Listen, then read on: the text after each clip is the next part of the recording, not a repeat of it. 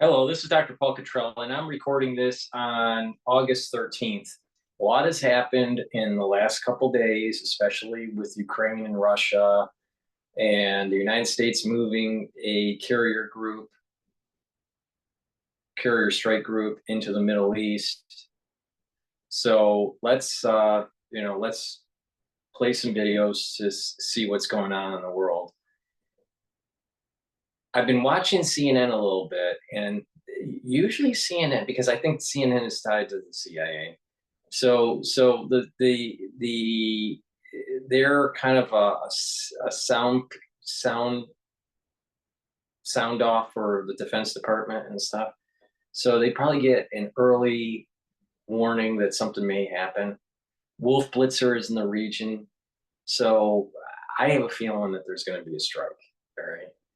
Now, the carrier group, the strike carrier group, the CSG, carrier strike group, number 3 is the Abraham Lincoln. There are 3 destroyers with that group, and then I think it's Squadron 21, that aircraft. So we were talking about the FA-18 Hornet or Super Hornets. You're talking about Hawkeyes, which are radar. You have a helicopter group that's tied to that, and you have I think F-35s. Is it F-22s or F-30? I think they're F-35s that are on that in that group. So most likely, the Eisenhower will stay in the region just in case you need double firepower. If things start to calm down, then Eisenhower will probably pull out. I think it's the Eisenhower that's there. So maybe it's the Gerald Ford. I think it's the Eisenhower. It's hard to keep track of it, especially when you just learn this, off the, just as things evolve. So I'll look into that. But what's important to realize is that they're probably about 6 days out, 5 days out to get there. And then it's not like they get in and they're ready to go, right? So we're talking probably a week, unless something radically happens. I don't think that there's going to be a strike that's imminent by Iran or by the Israelis in the next 48 hours. I don't think that's going to happen. But if it did, whatever assets that we have in the field, in the theater, will just be used. And then this CSG number 3 that comes in will help support the effort. So we'll see what happens. Now, the submarine group, that has more than 150 Tomahawk missiles, and depending on what kind of payload they have, is in the range of just $1 million to $1,870,000 per missile. So each missile that goes off is more than $1 million, just south of 2 million, depending on the payload. All right. So with that said, we're going to kind of take a look at what's going on in the Middle East and what's going on in Europe. Now, I just did a video, I just released it, talking about the historical side between China and Taiwan, the first island chains, and where the American bases are, and how China has been trying to get dominance in the region and to protect their 9-dash line.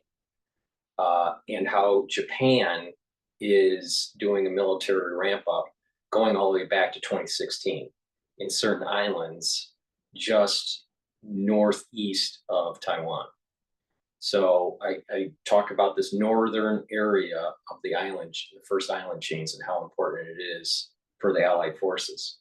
So please watch that video. The video before that was the history between China and Taiwan from 1912 to 1979. So, I'm going to have a series of these videos about Taiwan and the strategic importance of that region and how it dovetails into what's going on in the Middle East and what's going on in Europe. So please watch that video.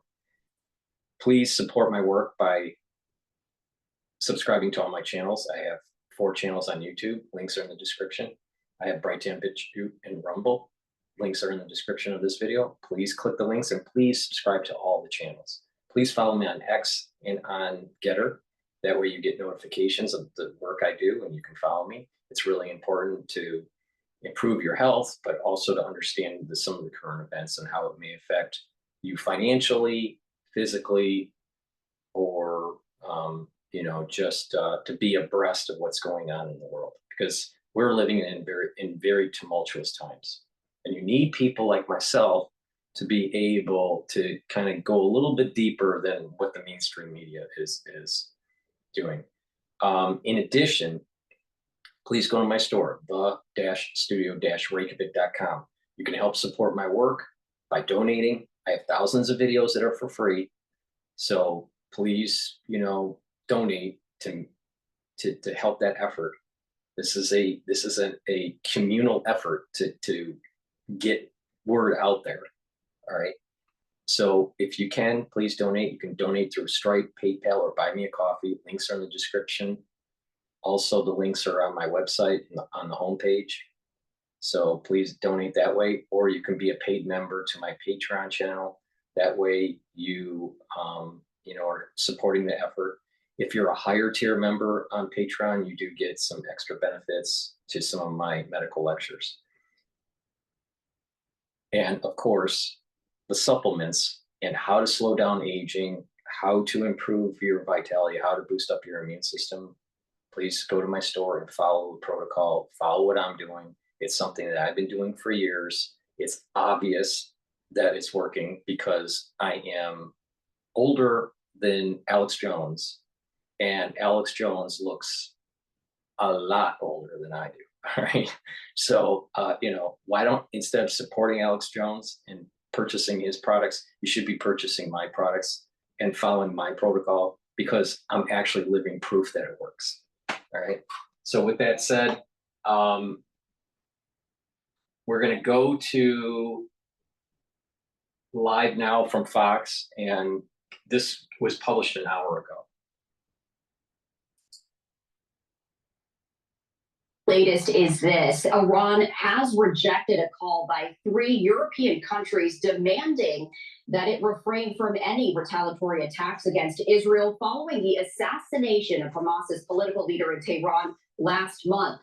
The leaders of France, Germany, and Britain issued a joint statement endorsing the latest push by mediators, Qatar, Egypt, and the United States to broker an agreement to end the Israel-Hamas war. The European leaders also called for the return of hostages held by Hamas and unhindered delivery of humanitarian aid. Mediators have spent months trying to get the sides to agree to a 3-phase plan in which Hamas would release the remaining hostages captured in its October 7th attack in exchange for Palestinians imprisoned by Israel. And Israel would also withdraw from Gaza. Talks were expected to resume on Thursday. This comes as Yemen's Houthi rebels stormed the headquarters of the United Nations Human Rights Office in Yemen's capital earlier today, seizing documents, furniture, and vehicles, according to a senior UN official. And in more breaking news, a ship in the Red Sea came under attack at least 3 times today in an assault that included the use of a bomb-carrying drone boat, likely the latest in a campaign by Yemen's Houthi rebels over the Israel-Hamas war. The ship was first attacked as an explosive was detonated near it. That's according to the British military's United Kingdom Maritime Trade Operations Center. And then a small vessel acting suspiciously flashed a light near the ship, came close, actions that were followed by a second blast. To talk more about all of these breaking news stories, I do want to bring in Harley Lipman, an expert analysis in U.S. policy and global dynamics at Harley Lipman. Harley, thank you for taking the time to speak with us about all of this. We appreciate it. My pleasure. Happy to be here. Absolutely. We have been anticipating Iran's attack against Israel, likely to happen in the coming days.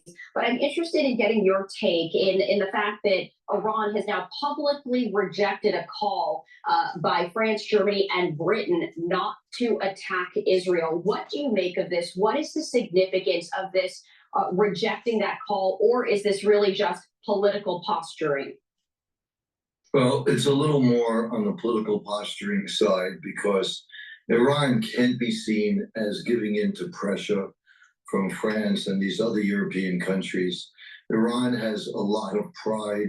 They were just humiliated because whoever took out the political leader of Hamas, and it's widely believed to be Israel, scored an incredible breach of Iranian security and intelligence to take out someone in Iran, in Tehran, the capital, in a safe house where they host dignitaries. So Iran has to show a lot of bluster, and I believe Iran will launch an attack on Israel because now it's public and they don't want to be humiliated. So they need to vindicate themselves, and they're under so much pressure among their supporters to stand up to Israel. So, in my view, it's unlikely they would ever cave into that kind of pressure. What they're debating is how much to attack Israel and where, because Israel has made it clear that if Iran attacks civilian centers, Israel will retaliate by destroying much, if not all, their oil facilities and perhaps even attempt to damage, if not destroy, their nuclear facilities. So that's a clear red line. But even if Iran adheres to that, it's very difficult to manage and control. Israel's a small nation with civilian centers near military places. So it's very easy for there to be a miscalculation, very easy. And I think more than anything else, that could propel us into a bigger war. But I think a lot of Iran is even though we're all worried and we're all deeply concerned about the damage that Iran and Hezbollah can do, at the same time, I think Iran is afraid of a war. Their military is quite weak, really. They are effective in ballistic missiles and in drones, and in that they're extraordinarily capable. But they don't want a war with Israel that I believe that they would lose. And this is about them being publicly humiliated and the need to respond to that. And Harley, I want to ask you about that because, again, as you mentioned, there's this internal pressure in Iran to respond, but not to respond in such a manner that might cause a larger regional conflict. At the same time, let's go back to April because Iran did respond at that point in time, and it was a largely failed attack. Do you think that they would respond into a similar manner in which they would act, but it wouldn't go so far as to actually create that larger regional conflict? Or do you think that they would want to take a stronger stance because back in April it really didn't go anywhere? Right. So what happens when you have what happened in April is everybody learns from that and figures out the strengths and weaknesses of their enemy. Iran now knows to a large degree how effective the air defenses in Israel and vice versa. So what Iran is trying to figure out that they don't want, as you just pointed out, the same result that did fail. So they're trying to navigate and figure out how to find a weak spot. That's one avenue where they could attack, which is the most likely. But also they're probably trying to think out of the box. They could attack Israeli citizens around the world. In 1994, they attacked a Jewish community center by using their proxy Hezbollah in Buenos Aires, killing over 80 grandmothers and grandchildren who are the only people that go to a community center in the afternoon. Parents tend to be working. So they attacked an Israeli embassy before. So I think they're looking for targets. They may go for soft targets.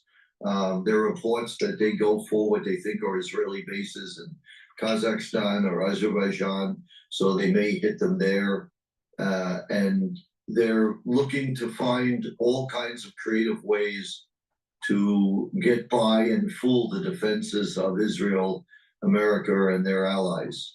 And I also want to ask you about that because strategically, from the standpoint of Iran, as they have vowed that they themselves would respond? Do you think that they would still use the proxies? Because we have seen, and again, there's been breaking news, right? The ship that was attacked likely by Houthi rebels in the Red Sea, and also the UN headquarters in the capital of Yemen being attacked by Houthi. Do you think that Iran directly will respond, or will they use proxies? In which case, that also sends a different message. I think for sure Iran will respond, and probably they'll utilize their proxies. The problem with their strongest proxy is clearly Hezbollah, and that's a big tinderbox because that could really explode into a major war in the region. Both Hezbollah and Israel have formidable weapons. Their borders touch each other, and the results could be quite devastating.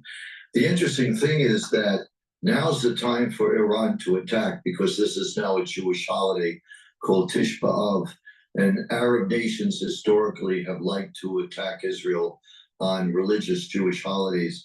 And interestingly enough, this Jewish holiday mourns the loss of the two temples in Israel, which really defines the Jewish people historically. So one destroyed by the Babylonians, and then after that destroyed by the Romans.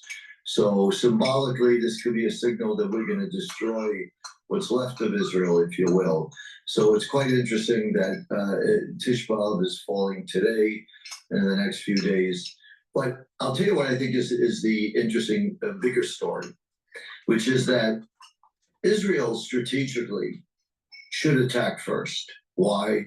Because whoever attacks first not only has the element of surprise, but they can pick out their own targets, and it gives them a huge advantage. In the Middle East, when you look historically at the wars, countries that attacked first had a huge advantage and either won or were winning. So that would be some shock to the Arab world to see Israel's military do that. The problem with that is they probably will not have the support of the United States. And for that reason alone, I think Israel will not do a preemptive strike, which historically, culturally, militarily is really more part of their DNA to strike first before they're hit. Because Israel is small and vulnerable, if they wait for the enemy to strike first, it may be too late for Israel to recover. And, you and I have previously talked about potential timelines. Do you think that some sort of response, either by Iran or by Israel, is going to be happening sooner rather than later? You mentioned, and I'm glad you brought this up, because historical context and context in general is so important, that this today is a Jewish holiday, and there's a lot of significance in that. Do you think it could happen this week, given the historical significance of what this holiday represents? Yeah, I think that's the conventional wisdom. That's the thinking of most analysts covering this region, is that it's going to be now. Interestingly, though, the United States, Israel, and its allies are very, very well prepared. So, in a sense, they're de-escalating it by saying it's going to be now, because they're warning Israel and the Americans, get ready, here we come. So, just by doing that, they're kind of lowering the temperature, sending a signal that we don't want this to get into a major war. We're even giving you a warning. That said, though, as you pointed out earlier, that because their earlier attack on Israel in April failed, they need to do something more robust and to have a bigger impact.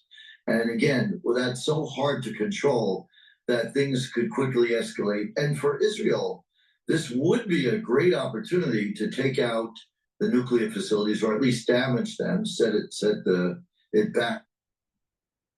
The nuclear bomb that Iran is on the threshold of breaking out with. And they could also do a lot of damage with their oil facilities. That would restore deterrence in the Middle East. This is something that Israel needs to do. Israel has to be dominant in what they call the escalation ladder, where one side attacks, the other side hits back, and then it escalates slowly. You don't want to get caught up in that. You want to be at the dominant escalation ladder leader, so that you can. U.S. ships bombs to the Saudis. I'm telling you, this is going to be a larger regional war. It's going to be way bigger.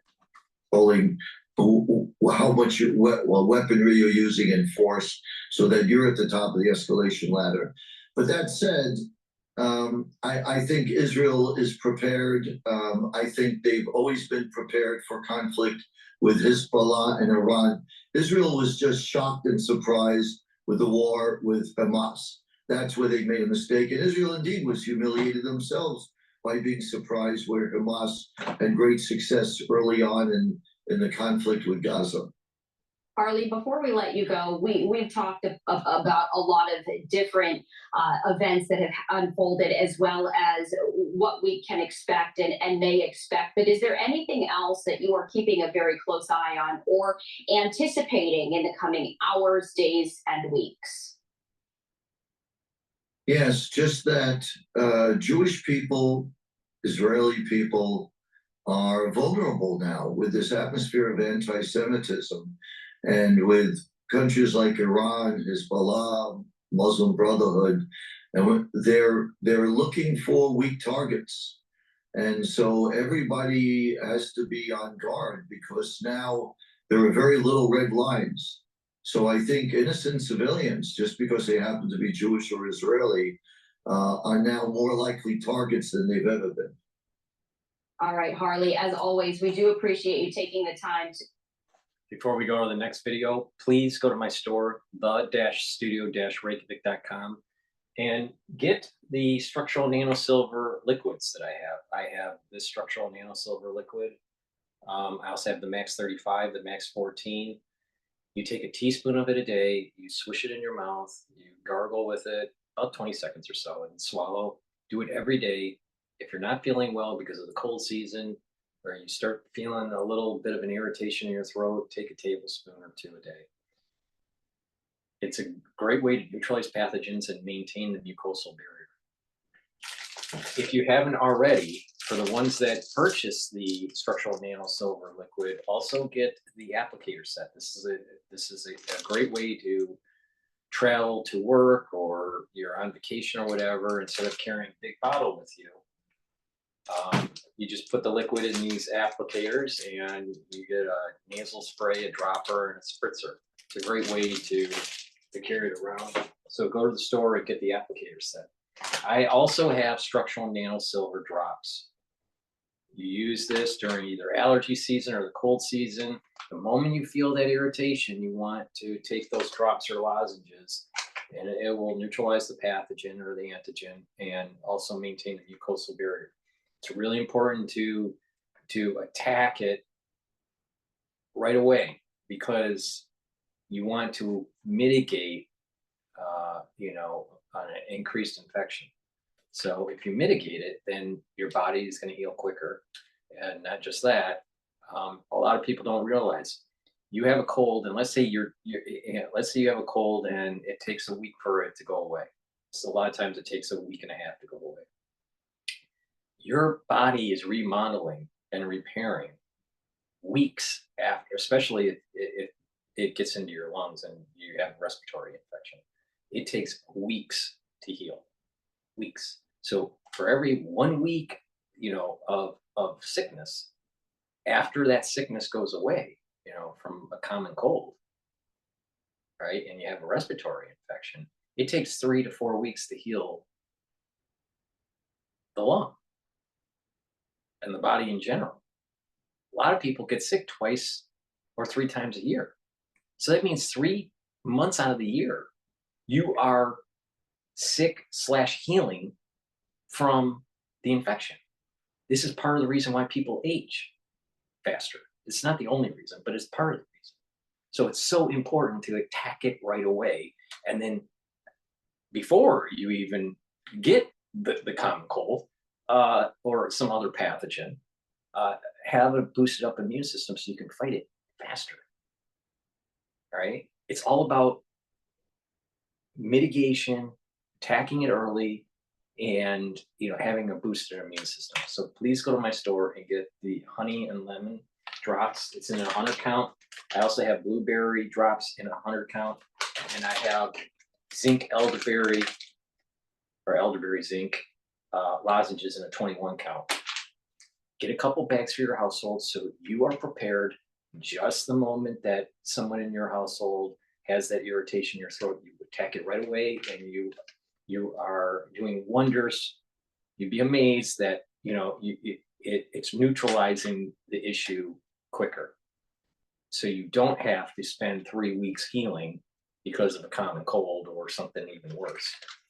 All right. So please, I know what I'm talking about. Right. In addition, please go to my store and get the structural nail silver soaps. I have very high quality soaps. I have 5 different varieties.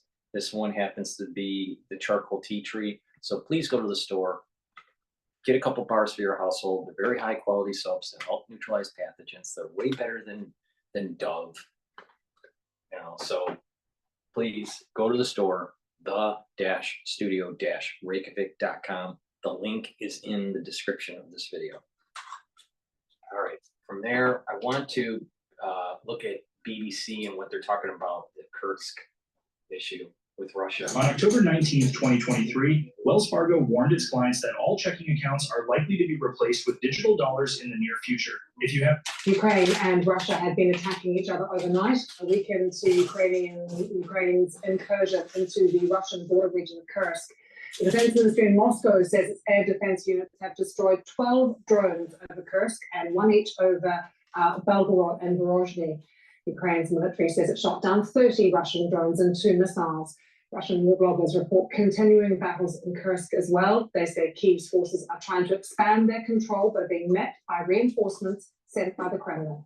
Thousands of people have been evacuated from Russian towns and cities as the Ukrainian troops advance. Ukrainian troops, highlighted here in yellow, are reportedly as deep as 32 kilometers inside Russia. Ukraine's plan seems to be to draw Russian forces away from the front line in Ukraine, shown here in red, where Moscow has been making slow but steady gains. Let's speak now to Dr. Patrick Bury, former infantry captain in the British Army, former NATO analyst and a defence expert at the University of Bath. Always good to have you with us here on the BBC. We've just had a statement coming out of Ukraine saying they're not interested in keeping this territory in the Kursk region. So I wonder what their intention is. What's going to happen now? Yeah, that is really interesting because we kind of got a reading from some top Ukrainian officials about the operational objectives, and they were to draw, as you mentioned there in the intro, to draw forces away from the front line in Donetsk, where the Ukrainians are under real pressure. We've had some reports of that, but it's unclear whether that's been successful. The second one is obviously deliver a morale boost to the Ukrainian armed forces, especially the army, who've been under a lot of pressure for the last year, and the nation. I think we can say this has done that already in the short term, at least. And the final one was to bring the war to Russia, basically, is show that the war can be brought to Russian territory and then destabilize as a result of that the Kremlin. I think that's been done to a degree, again, in the short term. But the longer term strategic objective looked like, were they going to try to hold some ground here in case they're forced to negotiations, especially under a potential Trump president? And an operation like this would have taken months to prepare. Not the kind of thing you do off the back of the cuff, and especially the way it's been executed very well. So if you rewind a few months, that Trump presidency was more likely than potentially it is now. So it looks like a high stakes move and a high risk, So it's very, I'm kind of surprised at this, where they're actually coming out and saying, well, we're not going to take any territory. I thought a more likely outcome might be that they've tried to take at least some, but further back into the pocket, the stadium that they've created. And whether or not they will continue attacking as well, whether they're just going to stick with what they've got so far or keep pushing on. Yeah, the early days of these exploitations and breakthroughs essentially are where you get the most momentum. You have the initiative, there's chaos in the enemy, and they're trying to react. As it goes on, you run into more problems in terms of your own sustainment. How do you sustain this over the long run? Your command and control, and also the risk then of kind of getting overexposed and being cut off, especially if you're racing down roads towards towns, etc. So over time, I would have expected, I think a good few of us looking at this closely would have expected that the Russian sort of overmatching forces in the area over time, if they can mobilize them and get them there, would stabilize first of all the line, and then start to attrit the Ukrainian forces, and then potentially reduce the pocket. But that will take time, I think. I think it's the most likely course of action at the moment. But if the Ukrainians, at this point that you raised there, about saying they don't want to cover territory, to go in like this with this amount of elite forces, you know, well kitted out Ukrainian brigades, and then try to withdraw in contact is pretty difficult from a military perspective. You know, this is one of the most difficult things to do is withdrawal in contact. So if that is what their aims are, it's just like a big raid and they're going to pull back. It would make sense because they want to preserve their forces. They've had the political shock of doing it. It's a really difficult thing to do. We have that coming into us, Patrick, on just one news agency, on AFP, quoting a Ukrainian ministry, and another line that they have just fed through as well. The sooner that Russia agrees a just peace, the sooner these incursion raids will stop, which gives us this motivation for why they have done it, obviously. But we're now also seeing President Putin come out yesterday saying there's a major provocation, report saying he's absolutely furious about this. You have to wonder what the Russian response will be now, what the potential is of what he could do there. Well, I think the one thing is expected is that the Russians may bombard Ukrainian civilian infrastructure to increase the cost of this to them. Yeah, I think that would be expected. And I think the second thing then is, of course, with moving forces to deal with this, they've already combined the FSB, which is the internal security, with the military to get better command and control and brought in a raft of restrictions in the area to basically lock it down and have better command and control of that. You know, I would have to see about this new statement. You know, maybe it's also might be trying to muddy the waters and catch the, you know, Putin came out yesterday and said they're clearly trying to take territory for negotiations. Maybe it's a response to that. We'll have to see. Maybe the Ukrainians just want to muddy the waters and make it more difficult to ascertain the real goals here. One of the takeaways is that Ukraine has proved in areas away from the front line where Russia has persistent intelligence, surveillance, reconnaissance, so basically drones, oversight, it's very difficult to do anything without being spotted. In areas away from that, they've been able to concentrate their forces and break through fairly easily. And they could do that again. It's not saying that they have an inexhaustible bunch of forces here, but they certainly have proven the ability to pick somewhere and break through. And that will be at the back of the Kremlin's mind in the future, because it basically means you're going to have to harden the defences across that border if you really want to stop this happening again. Actually, very good to get your thoughts. And as soon as we have more from Kyiv, we will certainly bring it to you. All right, so I want to play CNN, their take on this. Same issue. In this house, winning means acting fast when the unexpected happens. The winner of this challenge is. But in your house, it means. Before we do that, please go to my store, the-studio-reykjavik.com, and get the structural nanosilver gels that I have. I have it in the tube form, and I also have it in a dispenser form. This is a all-purpose skincare where you can put it on your skin, neutralize pathogens. You can put it around your mouth, around your nose, around your eyes, around your ears. You can lightly coat your nostrils.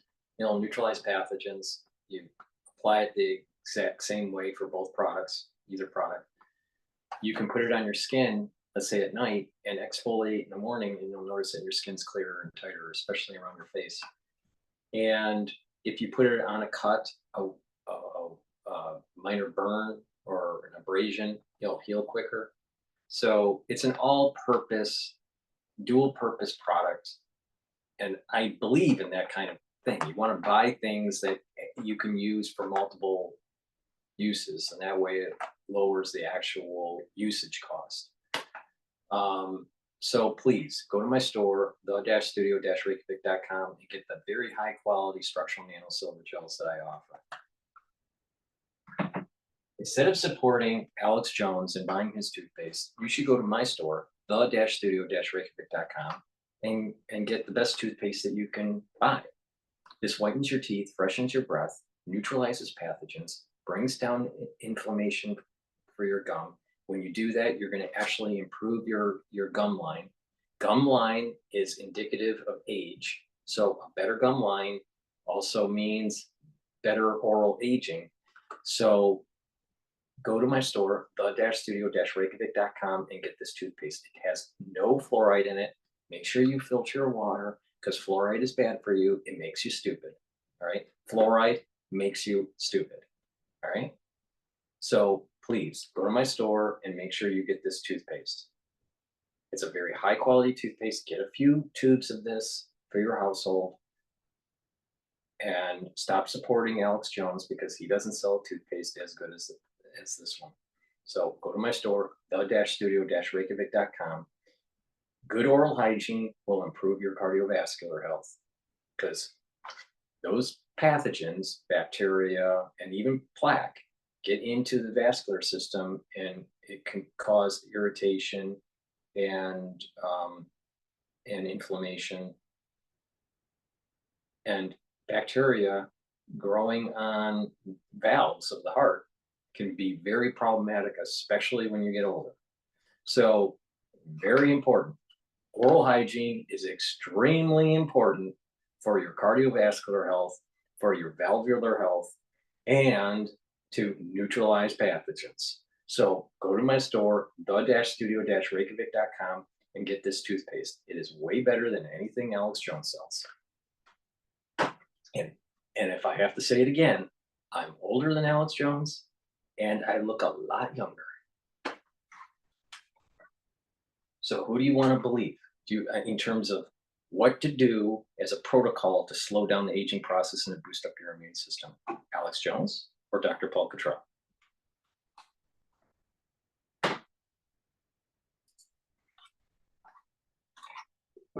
Ukrainian President Volodymyr Zelensky is blaming Russian forces for starting a fire at a nuclear power plant in southern Ukraine.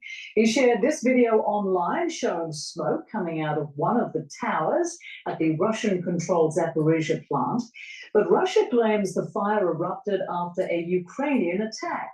Zelensky says Moscow is just using the nuclear plant to blackmail Ukraine and the rest of the world. He added that radiation levels in the area are normal. Meanwhile, Ukrainian troops are pushing deeper into Russia's Kursk region after launching an incursion. I just want to go off on a tangent just really quick. As I'm recording, the S&P 500 is at 5,405.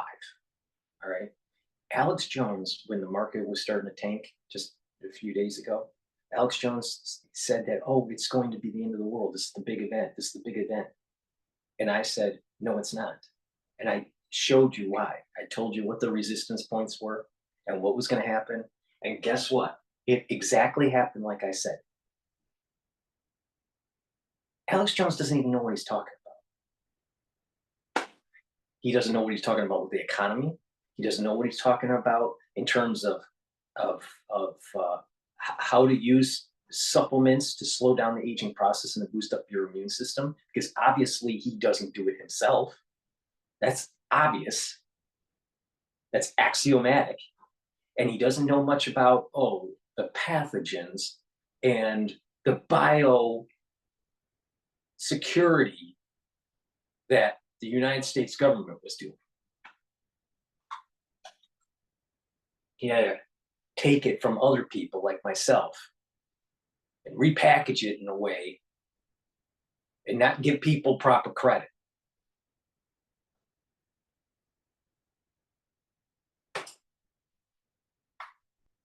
Week. The latest report by the Russian Defense Ministry indicates they have advanced up to 30 kilometers inside Russia. Joining us now is CNN's Claire Sebastian, live in London. Good to see you, Claire. So what is the latest on Ukraine's incursion into Russia? Yeah, Rosemary, what we're monitoring this morning are reports of evacuations happening in a second Russian border region, Belgorod. This is a region that really up until this incursion by Ukraine into Kursk last week was really the epicenter of the cross-border attacks that we've seen, drone attacks, even sort of sabotage groups in the past have crossed into Belgorod. The governor this morning saying that they are starting to evacuate people from one border district there. He's talking about a disturbing morning, enemy activities on the border. We're monitoring unofficial accounts that Ukraine may have attacked there, though we cannot verify that. As of this point, could this be another attempt to sort of stretch the Russian forces, draw them away from other areas? That is unclear at this moment. Obviously, we've seen evacuations happen in the Kursk region over the weekend. Russian state media talked about at least 76,000 people having to have been evacuated. They've had to set up temporary accommodation centers in 8 other different Russian regions. So look, if disruption is part of the plan here, it certainly seems to be working. And look, for the first few days of this incursion, We didn't hear much from Ukraine at all about this. They were very, very silent. Then on Saturday, President Zelensky spoke directly about it for the first time, acknowledging that Ukrainian troops had gone into Russia. He then elaborated further on Sunday, explaining why specifically they decided to attack the Kursk region. Take a listen.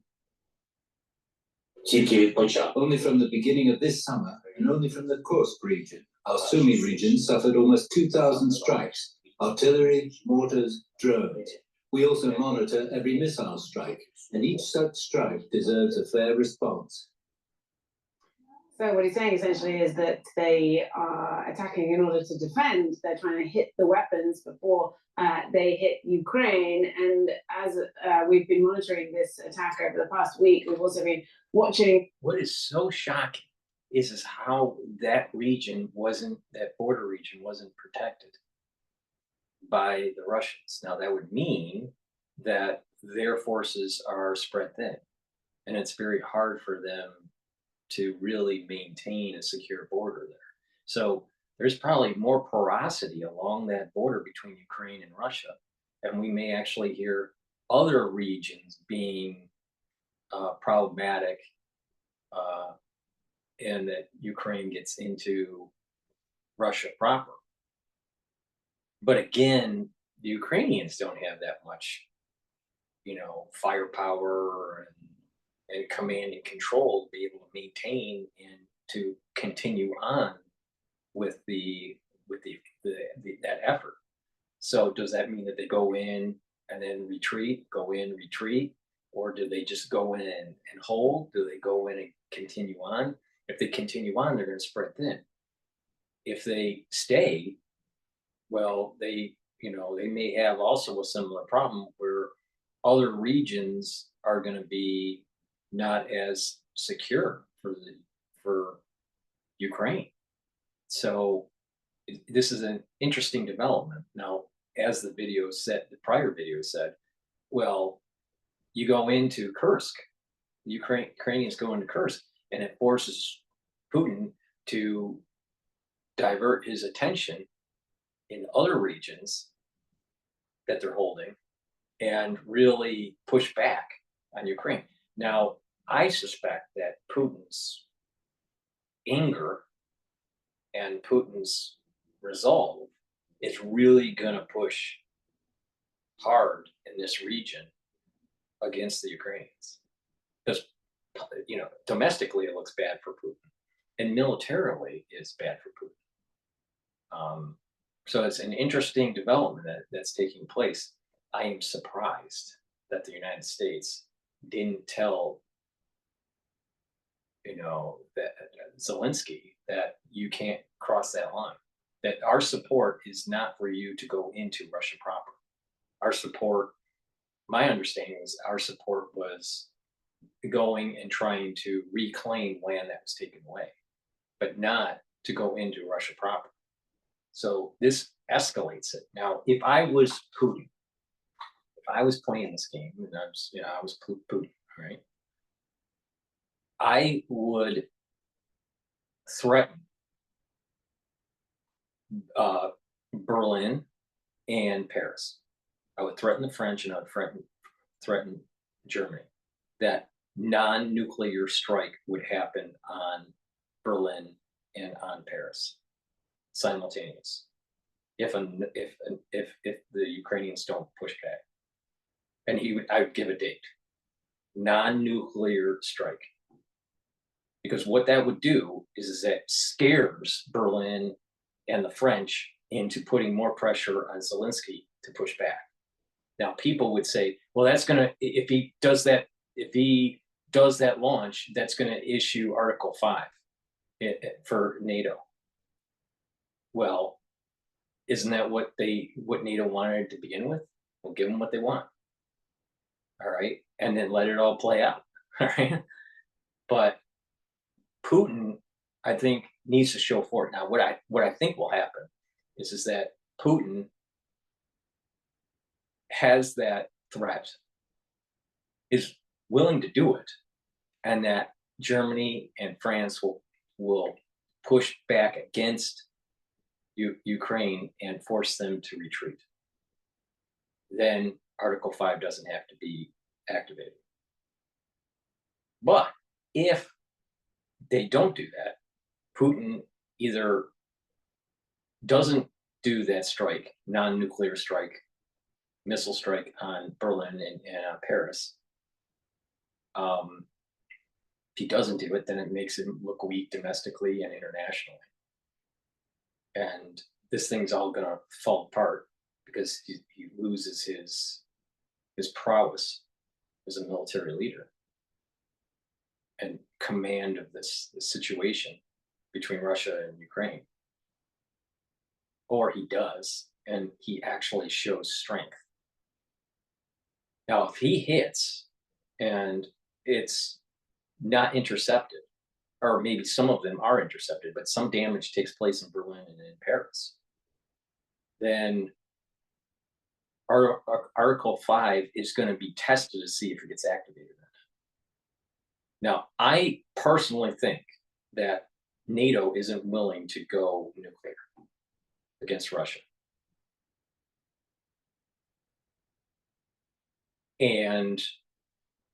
But there's going to be that big question, okay, does it get activated? And what does it mean to be activated? Because if they activate, then you're talking about the ladder of escalation is a lot faster. And now we're at maybe tactical nukes or even, intercontinental nuclear weapons. So this is it's a really scary time, but it's 11:59 a.m. It's a really scary time, but 11:59. That's weird. That serendipitously 11:59, meaning 1 minute to midnight. As I'm talking about this, that's kind of this synchronicity of that is strange, very strange. Okay, that was totally by accident. But if Putin does do that threat, it's really going to question the strength of Article 5 and the resolve of the allied nations have against Russia, because it's obvious that going into Russia proper should have been a no-go zone. All right. I thought that's what the Defense Department and the Biden administration was saying when we were giving these weapons, that they weren't allowed to go in and use them to advance into Russia proper. So did Ukrainians break an agreement? Did the United States tell the Ukrainians to do this? If they did, are they pushing for Article 5? A lot of questions have to be answered with this. But I think that Russia needs to be very forceful. It's not, we're going to bomb Kiev. Russia shouldn't be saying, we're bombing Kiev. What Putin should be saying is that we're going to push them out of Kursk. We're going to bomb Kiev. And by the way, if before we do operations to push them back in Kursk, if the Germans and the French, which really run the EU, don't tell Ukraine to push back, then they're on the target list. And it's not just blistering, rhetoric. It's you actually launch non-nuclear strike on Berlin and on Paris, and just state it. Just say this is the day, and this is what we're going to use, and then launch it. And I guarantee you that there's going to be so much havoc that there's going to be a talk of actually de-escalating the situation for Ukraine going into Russia proper. That's how if I was Putin, that's what I would threaten to do a conventional strike on Berlin and on Paris.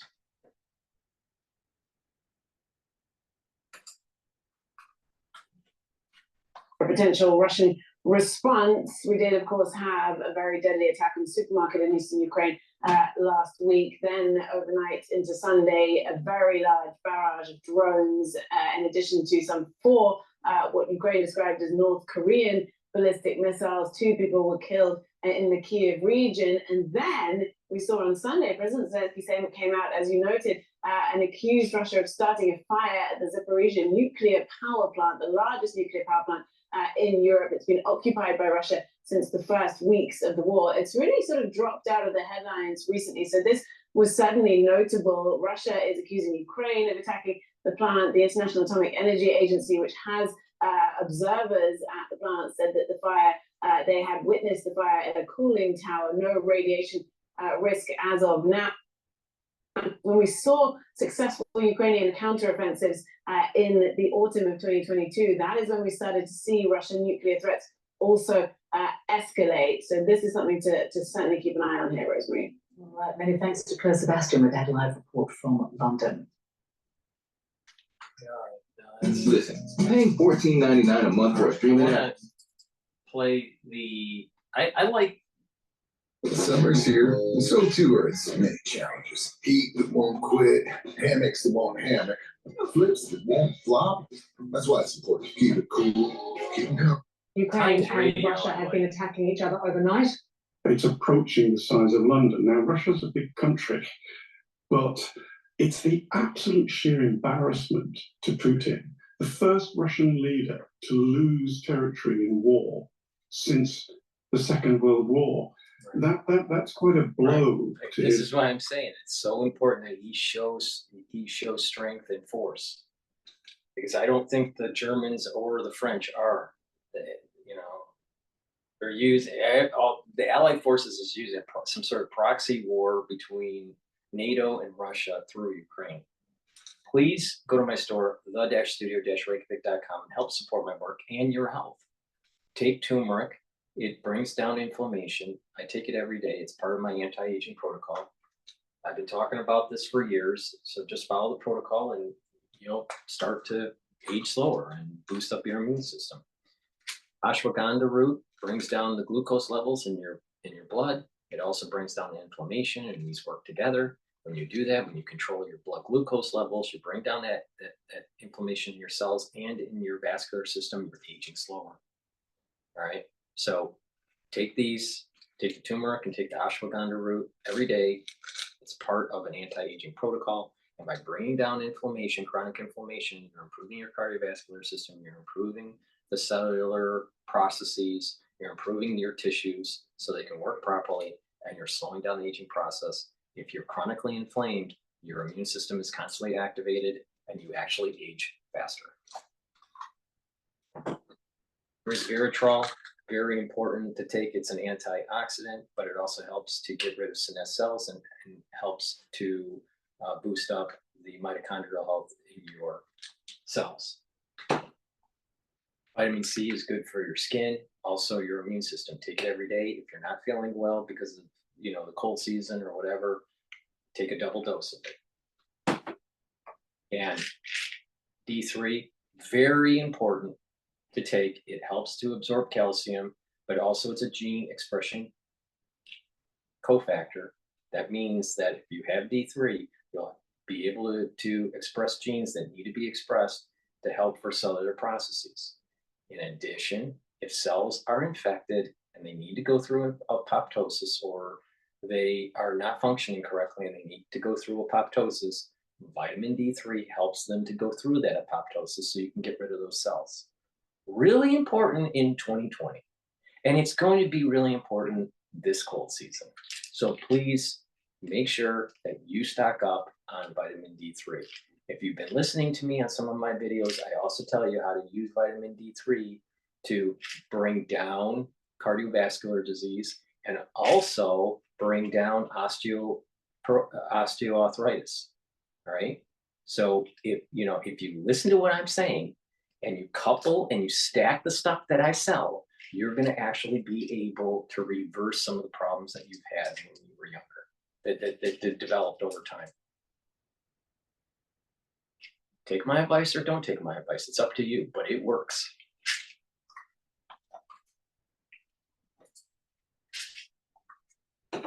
Prestige.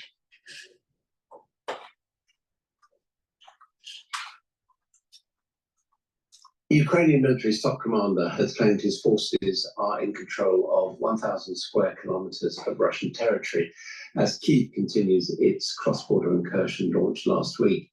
Vladimir Putin has described the offensive as a major provocation, and a growing number of Russians have been forced to flee the Kursk and Belgorod regions. A further 59,000 have been told to leave today. Joining us now is Tim Marshall, the author and former foreign correspondent. Tim, good afternoon.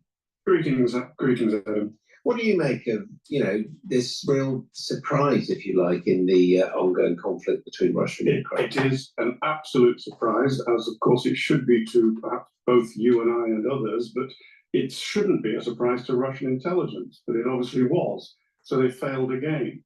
They failed with their assessments of what Ukraine would do and how it would fight in 2022, and they clearly didn't see this one coming either. It's stunning. I mean, you said, 1,000 square kilometers. I looked that up this morning. It's roughly 10,000 football pitches, or if you prefer, it's approaching the size of London. Now, Russia's a big country, but it's the absolute sheer embarrassment to Putin, the first Russian leader to lose territory in war since the Second World War. That's quite a blow to his prestige.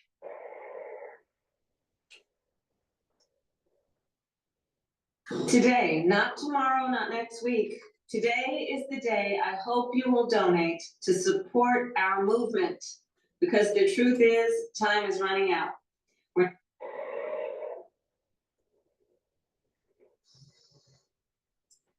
But you'll know your Clausewitz, the German war theorist. War is a continuation of politics. So Zelensky, Ukrainian president, must have two aims here: political and military. The military side of it is the embarrassment, undermine morale, etc., and crucially, to pull Russian forces away from the Ukrainian front lines, so they have to deal with that. And secondly, you relieve the pressure on those front lines. And then there's the politics. He's looking ahead to a potential negotiation if, and it's a very big if, they can hold this territory, that they can use it as a bargaining chip. And the other political aspect to it, Adam, I think, is that he knows there may be a Trump presidency. He knows that support could really fall away rapidly, and he's trying to prove to supporters we are worth backing. Obviously, he's trying to test Russian resources to spread them more thinly, Yes. but I mean, the problem is it must be diverting his own resources as well. Yeah, that is a problem. It looks, they haven't said which brigades it is, but it's pretty certain if you look at the kit they're using, it's the 80th Air Assault Brigade and others. There's about 6,000 of them have gone in, and all of them are good, experienced, battle-hardened troops. And they were up against some inexperienced territorials who, obviously had no idea what was coming at them. That will now change. The Russian Chechen military aspects of going in, the Wagner group, which is now incorporated into the Russian military, is going in. So there's going to be some fierce fighting. But you're right. If it's, as I think it is, the 80th Air Assault Brigade, that takes one of the top brigades out of the Ukrainian front line.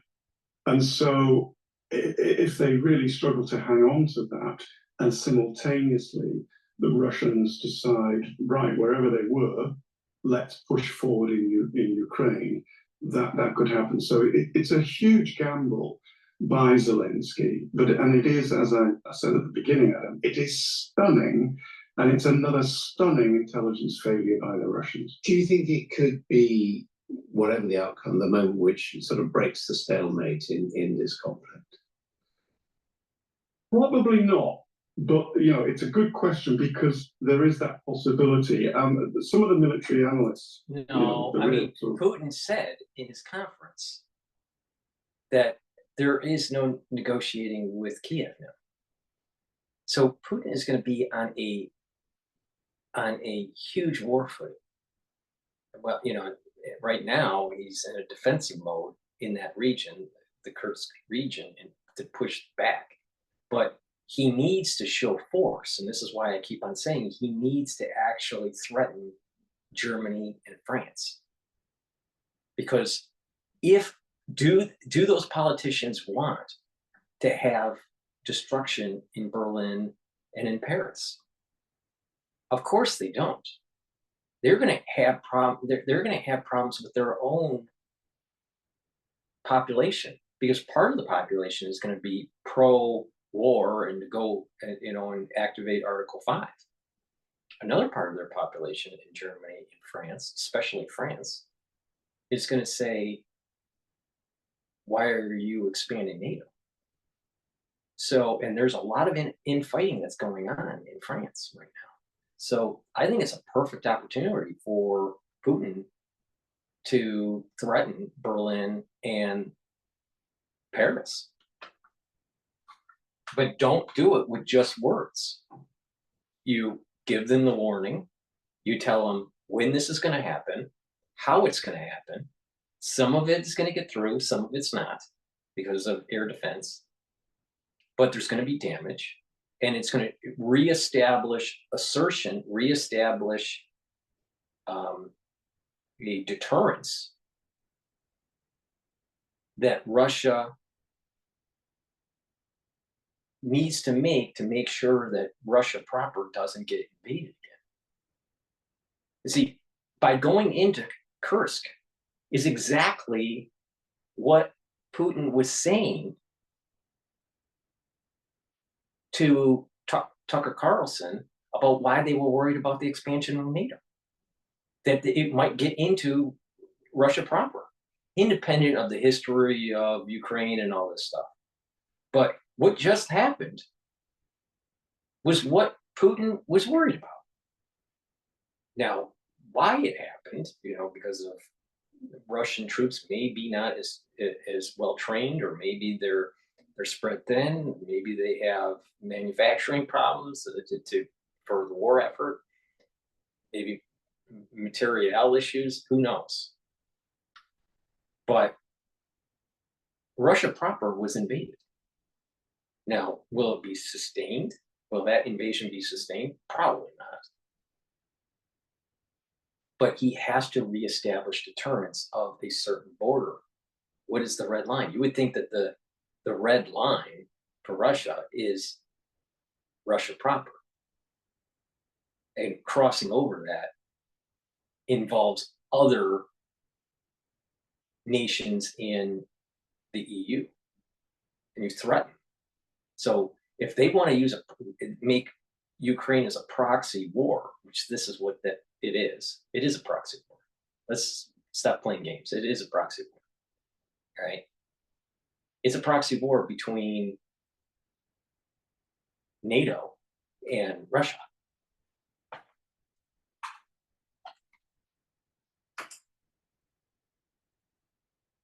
Experienced experts. We lost the audio. Towards Germany. Out of the blue came a German counterattack. Nobody expected it. They were going to break through those lines in Belgium and try and take Antwerp, which was a port which supplied the Allied forces. Didn't work. If it had worked, that would have completely changed the war. So there is this potential that the Russians crumble and fail inside their own territory, which is going to have a knock-on effect. But there's also this potential that you've alluded to of the Ukrainian lines weakening, and because things can happen very quickly in war. What looks like a stalemate can suddenly change. So yeah, that is another scenario which we're all watching in this unfolding story.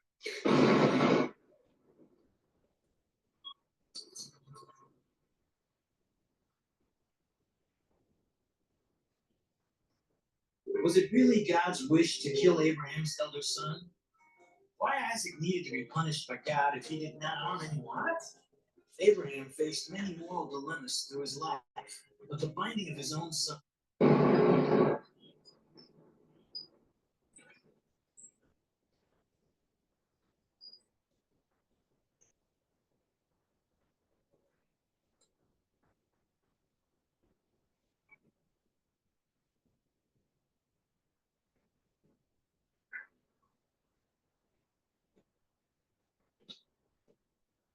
showing videos of the region. It's not the talk. I'm not sure why they stopped the talk. Let's see here. What else is going on?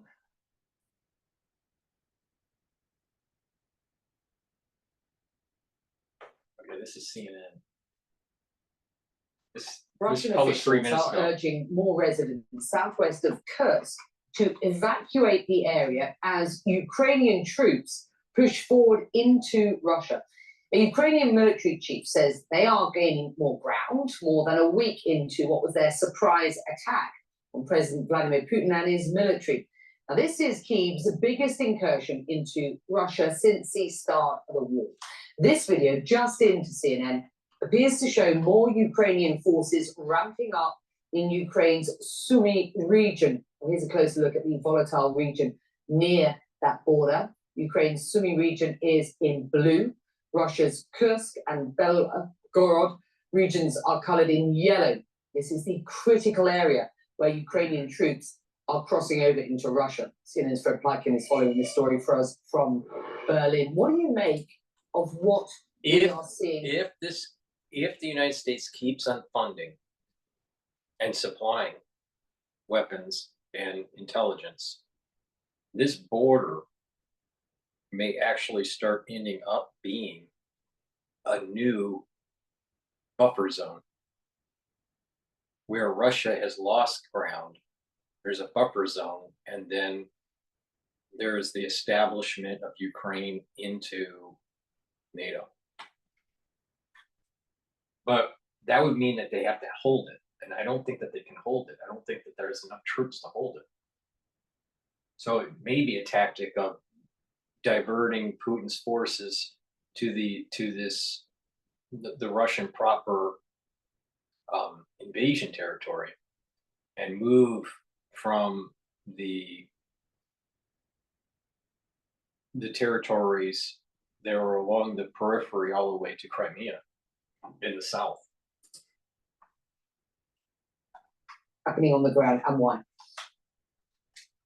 Well, I think one of the things that you just said is absolutely correct. This is an absolutely critical area, both for the Ukrainians and for the Russians. In fact, the Ukrainians were for a long time expecting the Russians to mount an offensive from the Kursk region into the Sumy region to try and go south and push south from there. It appears as though the Ukrainians have been a lot faster than the Russians in mounting such a thing. I think one of the things that's also worth pointing out, that you just showed us that video of the Ukrainians amassing on the border in the Sumy region.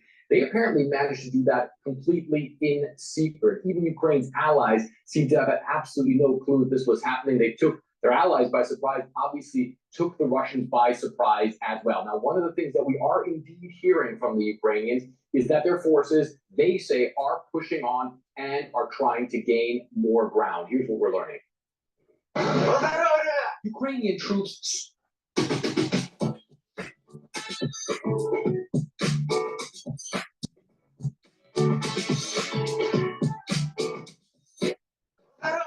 Ukrainian troops. And another reason why this is dangerous, and what Ukraine, if this is true, what they're saying in the news, which we don't know, it may be misinformation, but if Zelensky and the Ukrainian forces did this without the approval of the United States, this puts the United States in danger because of what is transpiring in the Middle East and how President Xi may actually take advantage of the situation with the spreading,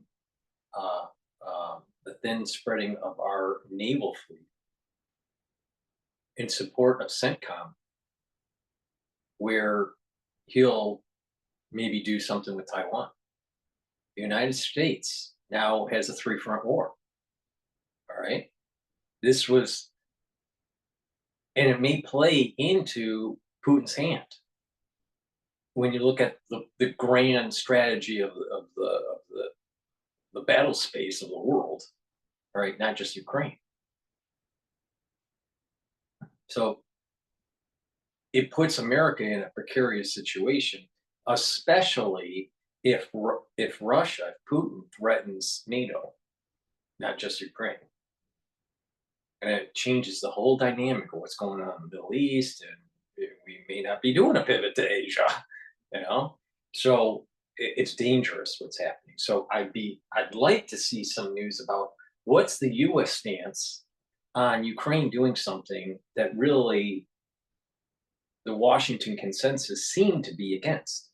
Now, maybe it was for it, and they're just, maybe the United States is wanting this to happen and whatever, but it just seems that if Putin escalates this and brings it to NATO, it puts the United States in a precarious situation where they have a three front. They have three separate war theaters that they got to worry about: Asia, Middle East, and the Ukraine, Russian theater. Sweeping through Russian territory. Dear Ukrainians, this soldier starts and then says his forces went into a Russian supermarket, but that Ukrainian stores have a better selection.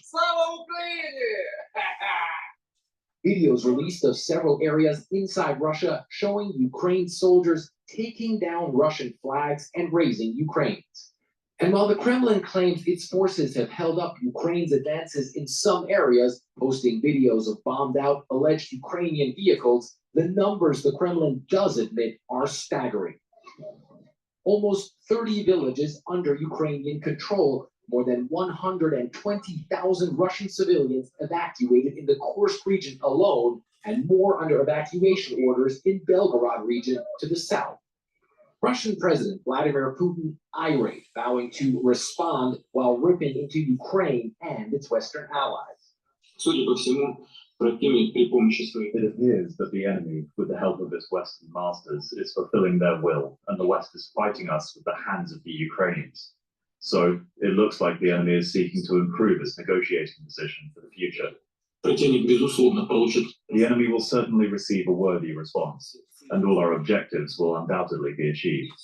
All this as Russia and Ukraine blame each other for what appears to be a major fire at the Zaporizhzhia nuclear plant in southern Ukraine, an area under Russian control. So far, no increased radiation levels have been detected. Kiev has published little information about its offensive into Russian territory, but Ukraine's president justifying the incursion. From the beginning of this summer, and only from the Kursk region, our Sumy region suffered almost 2,000 strikes. Artillery, mortars, drones. We also monitor every missile strike, and each such strike deserves a fair response. And it seems Ukraine's response is not over yet, even as Moscow scrambles to prevent further loss of territory. And that's actually something, Becky, that we've been monitoring as well. The Russians obviously saying they're pulling additional units into that area, trying to hold the Ukrainians up. They've also posted video on all of their social media channels, really, of planes from the Russian Federation allegedly bombing Ukrainian positions, Ukrainian vehicles allegedly getting destroyed. But the fact of the matter is that the Russians are indeed asking citizens in regions that are further and further east towards the city, of course, to evacuate those areas, which could be an indication that the Ukrainians are indeed still moving forward. It's good to have you, Fred. Thank you. Joining us now is Shashank Joshi, who's the defense editor at The Economist, and it's extremely good to have you. Your analysis and insight so important on a day like today. Ukraine's top military commander has said his forces command 1,000 square kilometers of Russia's Kursk region. About 10,000 Ukrainian troops, as we understand it, have crossed into Russia. Ukraine is through this war being outmatched, but this surprise attack has been, it seems, successful. What does this change in strategy and potential shift in power balance mean for this war, do you think? Well, first of all, Ukraine has changed the narrative. That's the most important thing. Whatever else happens, it has busted the assumption that Ukraine's on the back foot, that it can't regain the initiative. But I will say this, it is still, we mustn't lose sight of this, losing ground in Donetsk province in eastern Ukraine. In fact, in the last couple of days, we've seen Russian forces move to within 15 kilometers or so of a very important town in the east of Ukraine called Pokrovsk. And I say this not to take away from Ukraine's remarkable achievements inside Russia in the last week, but to point out that these are all trade-offs. These have come at a cost.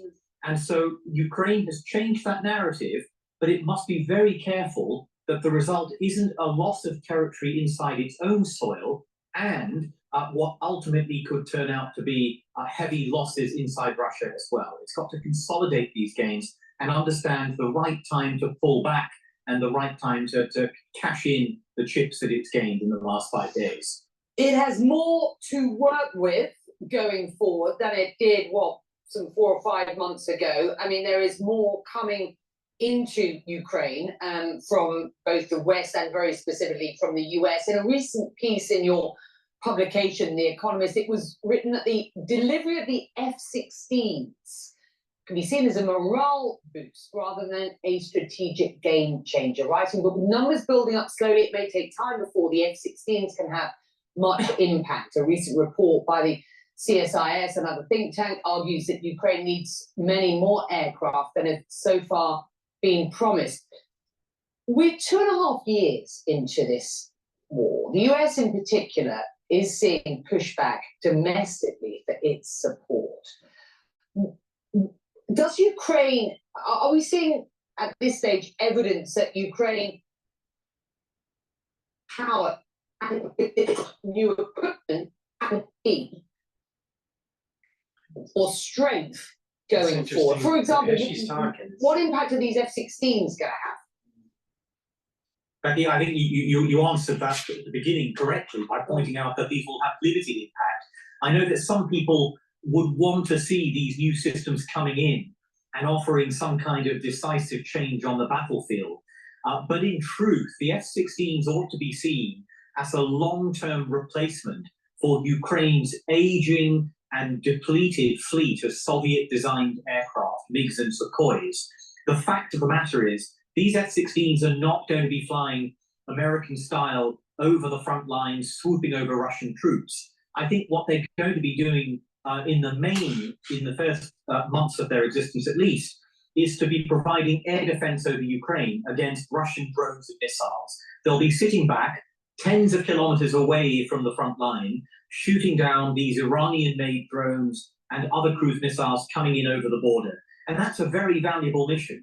But let's make no mistake, it doesn't mean they're going to be providing air cover right on the edge of the border, allowing Ukrainians to stream into Russia again. We've really got to keep expectations in check of what these planes can achieve. Let's talk about the wider story here. The Ukrainian president, Volodymyr Zelensky, has said in taking the fight to Russia that this is key to achieving peace. And I just want you and our viewers to have a listen to specifically what he said. It is only fair to destroy Russian terrorists where they are, where they launch their strikes from. Russian military airfields, Russian logistics.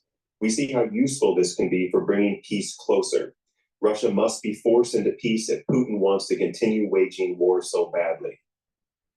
And Ukraine's head of military administration said, and I quote him here, "They are feeling what we have been feeling for years, since 2014. This is an historical event." Is this about forcing Putin's hand, getting him to a negotiating table to broker peace on Kyiv's terms rather than on Putin's terms at this point? What's your sense here? Well, Ukraine, like all of us, is watching the American elections, and it realizes there is a chance that a Trump presidency, if that is what occurs, is more likely to cut Ukrainian aid off and to force Kyiv into a deal that the Ukrainian government would view as highly unfavorable. And so you could see this kind of operation as a way of preempting some of that and saying that, first of all, Ukraine still has options, and second of all, that simply freezing the lines as they are is not an acceptable solution because, look, Ukraine is in charge of Russian soil as well. So this is, I think, absolutely a way for Ukraine to say it can strengthen its hand in any talks that occur. Johnson, you're fired. Why? It's not you. It's your shirt. But it's Casual Friday. Well, you're taking it too far. Look at Gibson.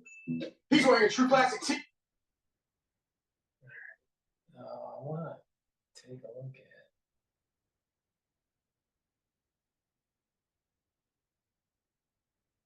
Let's see. This is CNN. Russian President Vladimir Putin is on defense this morning. During a meeting with his top officials, Putin vowed a strong response to the Ukrainian ground operation into Russia's Kursk region. There's new video also out this morning of what is happening there and what's happened. A warning, the video you're about to see is graphic. It's video from a Russian soldier's body camera. And as he's walking, showing a trail of dead bodies near the Kursk border with Ukraine. Joining me now is CNN military analyst, retired U.S. Army Major General Spider Marks. It's good to see you, Spider. Thanks for being here. So 2 years into the stalemate, this is a new tactic for Ukraine. Ukraine's own forces marching miles across the border in this surprise operation. And it's been going on for a week now. What do you think of this as a tactic, and what do you think they've accomplished?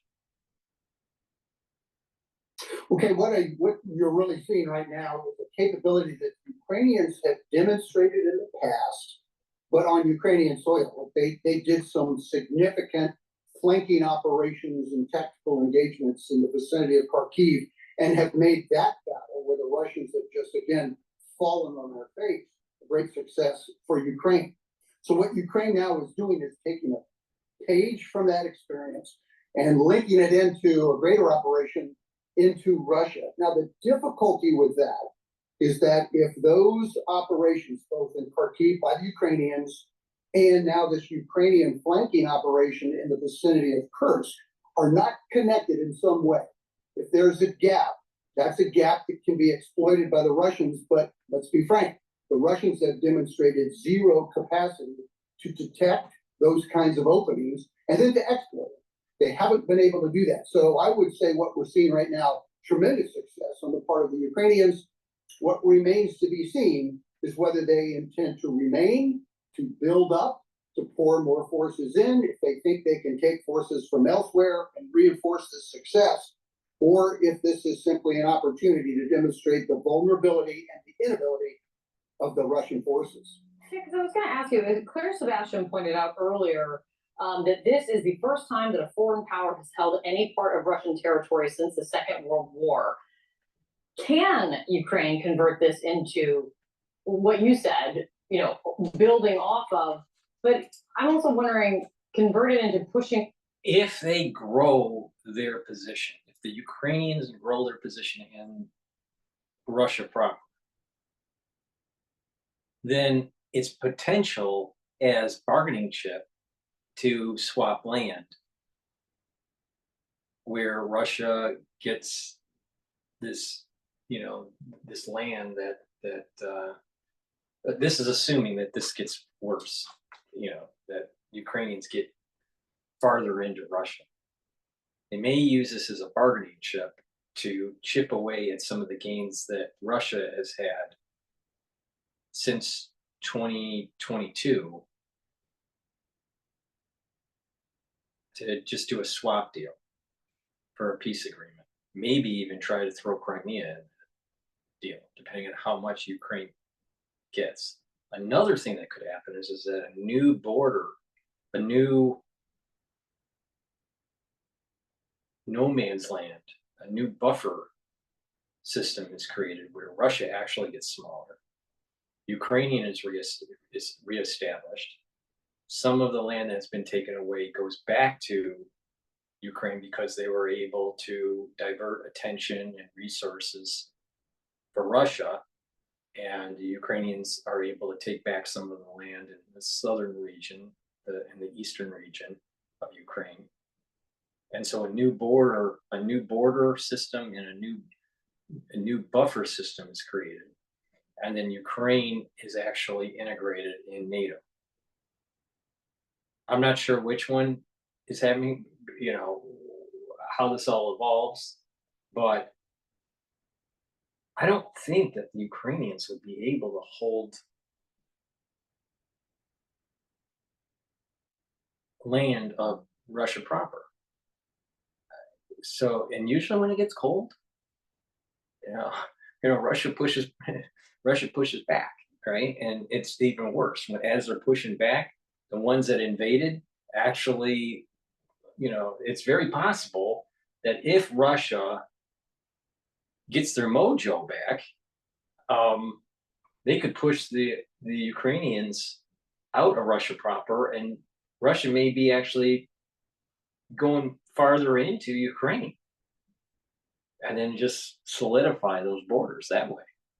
I don't know. This is we're in dangerous territory here, but I think that Putin's strategy needs to be threaten NATO, where if you don't push back Ukraine's aggressive behavior, then Berlin and Paris are targeted by Russia. Now that opens up a whole new can of worms that probably, but Putin can't just keep on domestically or internationally see his borders dissolve. You can't do that. I mean, it's just like to maintain power. It's dangerous what's happening here. Russian forces out of Ukraine. I mean, how do they build off of this successfully? Yeah, that's the exact point. The advantage of this operation has to be tied. There have to have been a calculation that this operation will do more than just simply bolster the morale of the Ukrainian forces and the Ukrainian people, which it certainly is. But there has to be a connection between this operation and success elsewhere. You don't want to put yourself at increased risk where you're engaged with Russian forces. And again, Kate, the Russians have been able to pour young men into this fight with a level of certainty that they're not going to do well, but the law of large numbers gives them that advantage. So if the Russians continue to do that and revert back to the way of Russian war, which is just to continue to lob artillery at infrastructure, irrespective of the tactical conditions on the ground, that's going to be very difficult for Ukraine to sustain this operation and make sure it's tied in. I mean, that's what we're seeing right now. I would imagine that the Ukrainians are going to take advantage of this, watch the Russian forces try to reinforce in some way, which, as I've said, up to date have not been able to do that. And if they can start to build, Russian forces can begin to threaten that flank of the Ukrainian forces, then they can do a retreat back into Ukraine. I would expect that might happen because Ukraine is going to reach a culminating point. All operations like this culminate. You run out of drones, you run out of fuel, you run out of ammunition. Those kinds of legitimate considerations have to be brought to the surface and addressed. Yeah, so interesting. And just in kind of to your point, Putin's response is promising, warning, threatening of a strong response to this operation, and what that exactly means, we will see. It's good to see you, Spider. Thank you so much. Russian President Vladimir Putin threatening to kick the enemy out after Ukraine's surprise movement into Russian territory. Ukraine claiming to be in control of hundreds of square miles of Russian territory. Russia now evacuating some 180,000 people from the area. These new offensive efforts have been described by Putin as just a negotiating tactic for Ukraine. But Ukrainian President Volodymyr Zelensky sees it as a way to try to force Russia to make peace.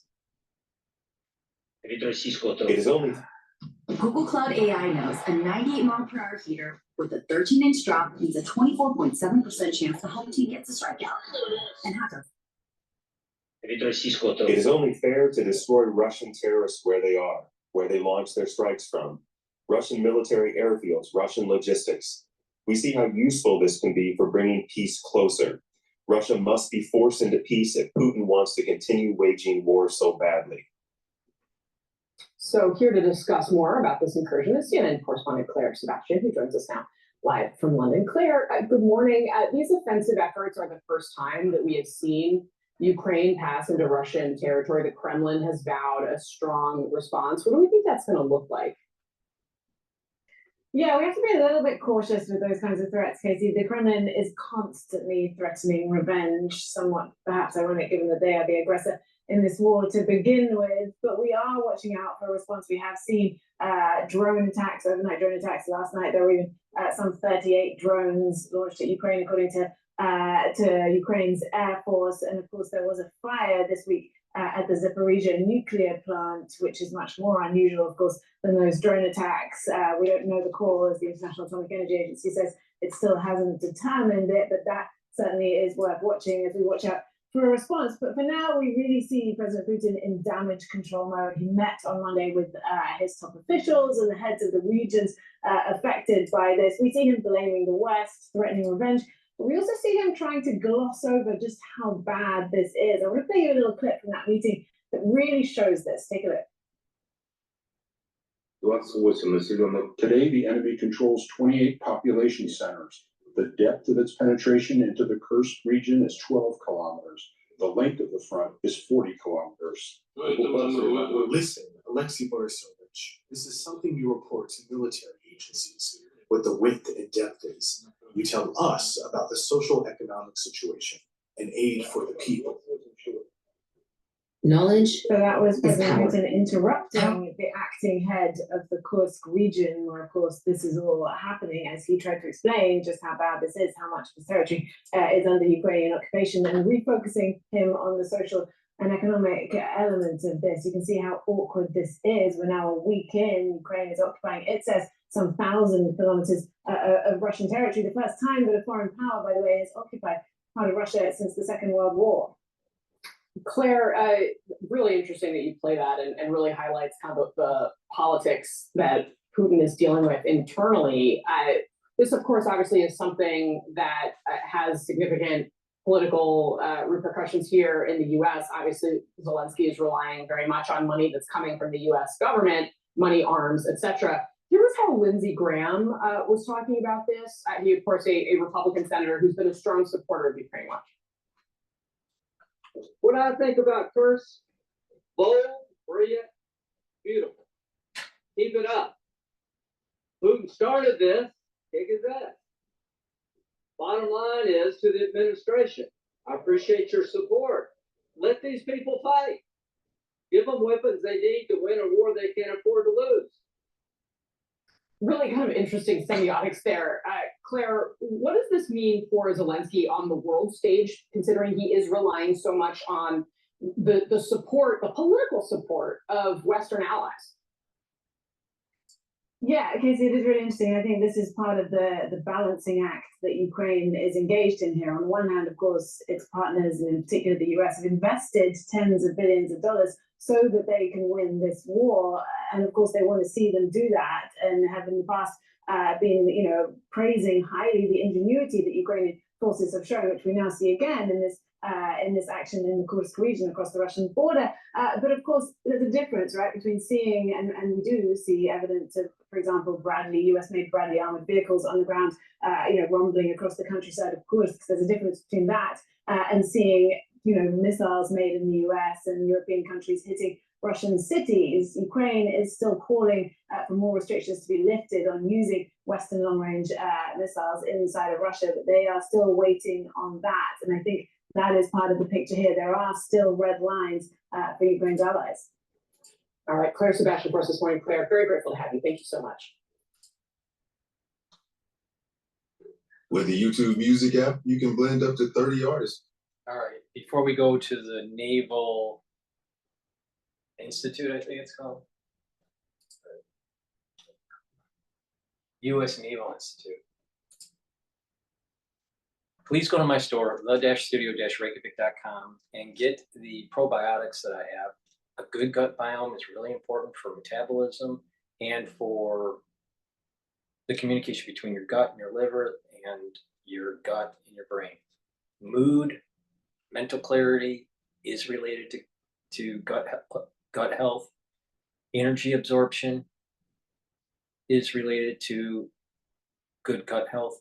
Reducing inflammation, chronic inflammation in the GI tract is related to, if you take a good probiotic, you're reducing that inflammation.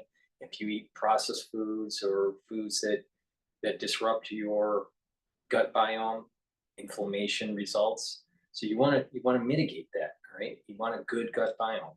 It's just overall health. Your skin will improve, your mental clarity, your metabolism. Lots of things will improve if you just improve your gut, all right? Let me give you a case in point. If you look at a dog, all right, or a pet, especially a dog though, because they're always sniffing and always eating everything. If they get something into their system and it disrupts their digestion, you see energy changes with the dog rapidly. You see them, you see them aging more. They have problems with movement and arthritis, and they're lethargic. There's so many different problems that result. But if you start to improve their food and you start to improve their gut, you actually see the dog more energetic, more vibrant, doesn't have so many ailments. Sometimes it maybe even improve their eyesight. So dogs, they age quicker, obviously, than humans. You know, so you can see the whole aging cycle of a mammal and how to improve it by looking at improving just dog health. All right. So just through that observation, you can take lessons learned from it and improve your own gut health. That means stay away from processed foods, stay away from fast food, and make sure that you filter your water. Stay away from sugary foods. So it's really important to have a good gut biome. So please go to my store and get the probiotic in the veggie cap form or in the powdered form that I offer. In terms of mental clarity and improving your memory and your concentration, take the clarity factor. You should take this every day. Either, you can focus it on work or on school, or just to keep those dendritic connections and get those neurotransmitters firing. Part of anti-aging, part of improving your health is looking at the different systems of your body, including your brain. And you have to do proper supplementation to have better neurological health. And improving that, you're going to be slowing down age-related problems. So please go to my store and get the Clarity Factor. This is way better than anything Alex Jones is selling for neural health. So please go to the store and get the Clarity Factor. You should be taking that every day. In addition, Clarity Factor is synergistic with C60. All right, why? Because Clarity Factor is allowing those neurotransmitters to fire, but you need good mitochondrial health, so you have ATP to be able to make those neurotransmitters and to fire those neurotransmitters. So C60 improves mitochondrial health. How? It reduces the free radicals in the cells and in the neurons. So it's improving all your different tissues in your body, improving your different organ systems, including your brain. And what this does is that it'll boost up the ATP because your mitochondrial health will be more healthy, all right? And your ATP will increase. And now you have energy for a better immune system, for better neural transmission. The tissues in your body are going to be better off because it's getting rid of the free radicals. The free radicals causes damage in cells. If enough damage happens, the cell either goes into necrosis or into apoptosis or into senescence. All right. Senescence just keeps on building up toxins. So you want to get rid of those. That's why you take resveratrol. For the ones that have to go into apoptosis, that's why you take the D3 to get rid of the apoptosed cells to help with that process. Now, if a cell is damaged, it either goes through reversible necrosis or irreversible necrosis. If it goes to reversible necrosis, you can save the cell. If it goes into irreversible necrosis, then you're talking about a cell that is so damaged that it can't heal itself. It may turn tumorous, or it may turn cancerous, or it may go into the apoptosis phase. All right. So but you want to mitigate necrosis, senescence, and apoptosis, and keep your cells healthy, right? If your cells are healthy, then you have better tissues.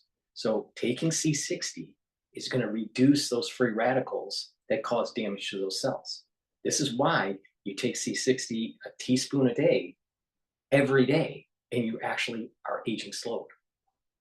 It's a major pillar of my anti-aging protocol. You take strong antioxidants like C60, you bring down chronic inflammation by taking turmeric and ashwagandha, and you neutralize pathogens by taking structural nanosilvers. Those are the pillars. And then you add to it, and it supercharges the stacking. So go to the store and get the C60. It is synergistic with the stacking with clarity factor. Alex Jones doesn't know anything about what I'm talking about.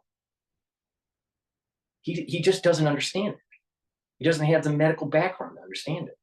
So please go to my store, the-studio-reykjavik.com, and get the C60. It's a strong antioxidant. You can either get it in avocado, coconut oil, or extra virgin olive oil. Take it on an empty stomach for better absorption. And if you work out, take it before your workout, and you'll actually recover quicker. Why? Because when you're working out, you're creating free radicals, and you're absorbing those free radicals as you're working out. So you're actually recovering quicker because your cells aren't damaged. Did Alex Jones ever tell you that? No. Why? So please go to the store, the-studio-reykjavik.com, and get the C60. It's very important to take every day, teaspoon a day, teaspoon a day. Don't, and you'll see the compound effects. You'll start feeling the effects, positive effects of it within a week. But you're going to really see a major jump in your health, a major jump in slowing down the aging process in a year. All right, huge, huge jump. All right, and you just keep on doing that, and you take the other stuff that I tell you to take, and you're going to do really well. All right, with boosting up your immune system and slowing down the aging process. Now, there is no magic bullet, you know, to live forever, and there's just one thing you take, and everything's going to be, you know, great. It's about stacking, and it's about continuation of it and that compound effect. And proper diet, proper exercise, proper supplementation, filtering your water, challenging your brain. You have to stretch, you have to do balancing. And when you do all those things, then you're slowing down the aging process. And obviously, Alex Jones is not doing that because he's aging very quickly. Please go to my store, the-studio-reykjavik.com. Link is in the description of this video, and get the olive leaf extract. This is a new product that I have on my store. It improves your immune system, and it improves your cardiovascular health. How? For your immune system, it brings down the inflammation. Remember what I said about chronic inflammation? It weakens your immune system, and you age faster. By bringing down chronic inflammation, you're actually you're allowing your body to heal and your immune system to rev up. In addition, olive leaf extract will help to bring down LDL and raise the HDL. So that's improving your cardiovascular health. This is really important to take it every day. And lastly, a multivitamin that's easy to digest. We should be, all of us should be taking a multivitamin, even if you have a well-balanced diet. Take a multivitamin. There are cofactors in here for proper enzymatic activity. So it's very important as part of a daily routine. It's easy to digest. Please go to my store, the-studio-reykjavik.com, and get the multivitamin. That said, let's learn about the history of the Navy and the problems that the Navy have in contemporary times.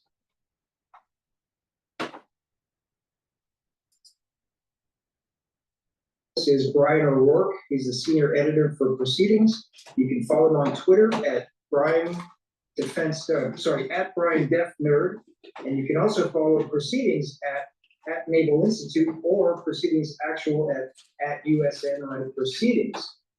Brian, welcome to June. Welcome to the show. Thanks for having me. As always, it's nice to be here on a lovely day instead of the rain pattering down. Yeah, no, it's a great day in the local DC Annapolis area today.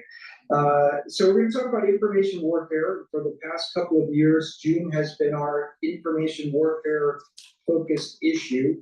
And we often groan at the topic as we start into the production of the issue, not because of the content, but mainly because it's so hard to illustrate, and you sort of default to sailors and Marines sitting at computers or artwork that looks like it comes from the 1980s era movie Tron. But I think we did a great job with images and illustrations in this issue, starting with the cover. So we got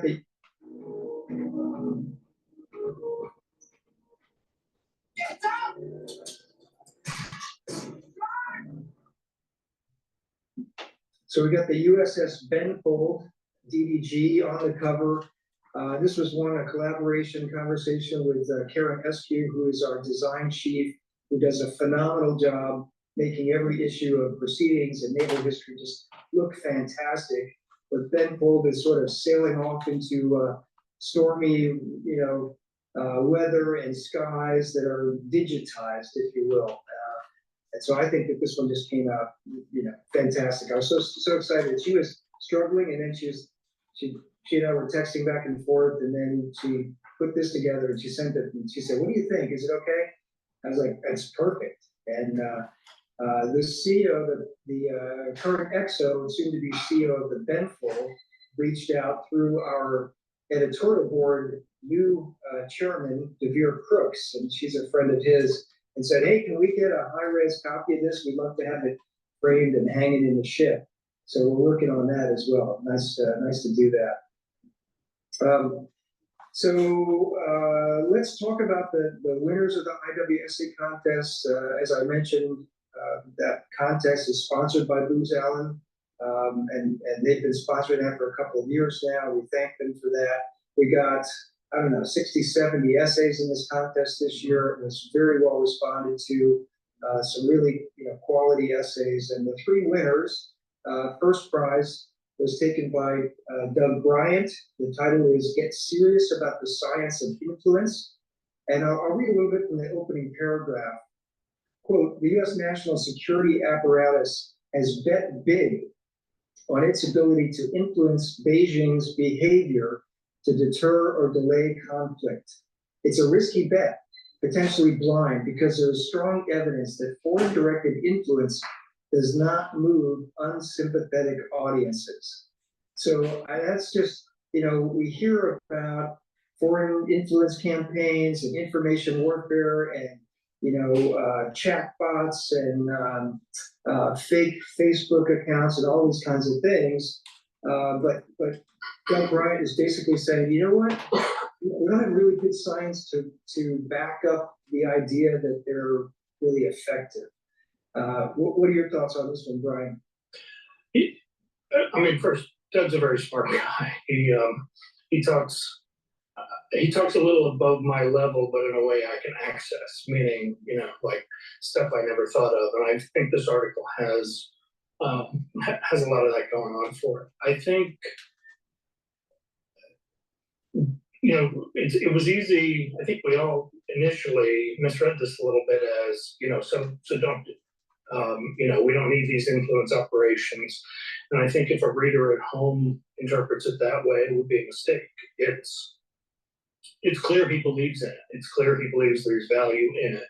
But he's saying we don't have evidence of which parts of it have the value and which parts of it are a waste of time. And we're not used to, in Proceedings in the Naval Institute, we're used to it, but as a general conversation, we're not used to people having nuance anymore. We're also not used to, again, we are at Proceedings and in the Naval Institute, but in general, we're not used to people being persuasive. We're used to people asserting, and I found this article very persuasive. Yeah, that's a good way to put it. Yeah, and it's kind of an article that it doesn't have a lot of, hey, we should specifically do A, B, C, D, E, right? It's more a wake-up call that, the science is still out on this topic. And to your point, I think Doug Bryant believes that the U.S. should be involved and should have the capacity to do influence operations. But he's also saying we can't discount foreign influence operations. It's just hard to measure right now.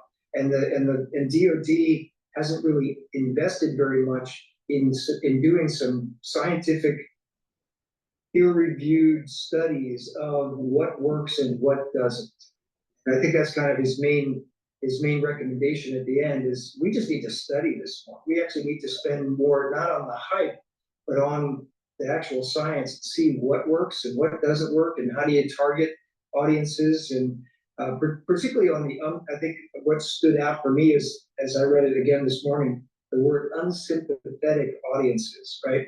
It's not that hard to get a sympathetic audience that's already predisposed to think in one direction or another to beat their chest a little bit more on that topic.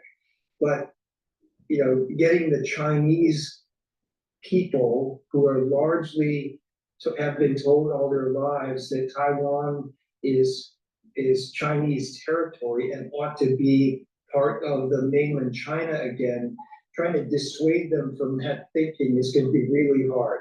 Right.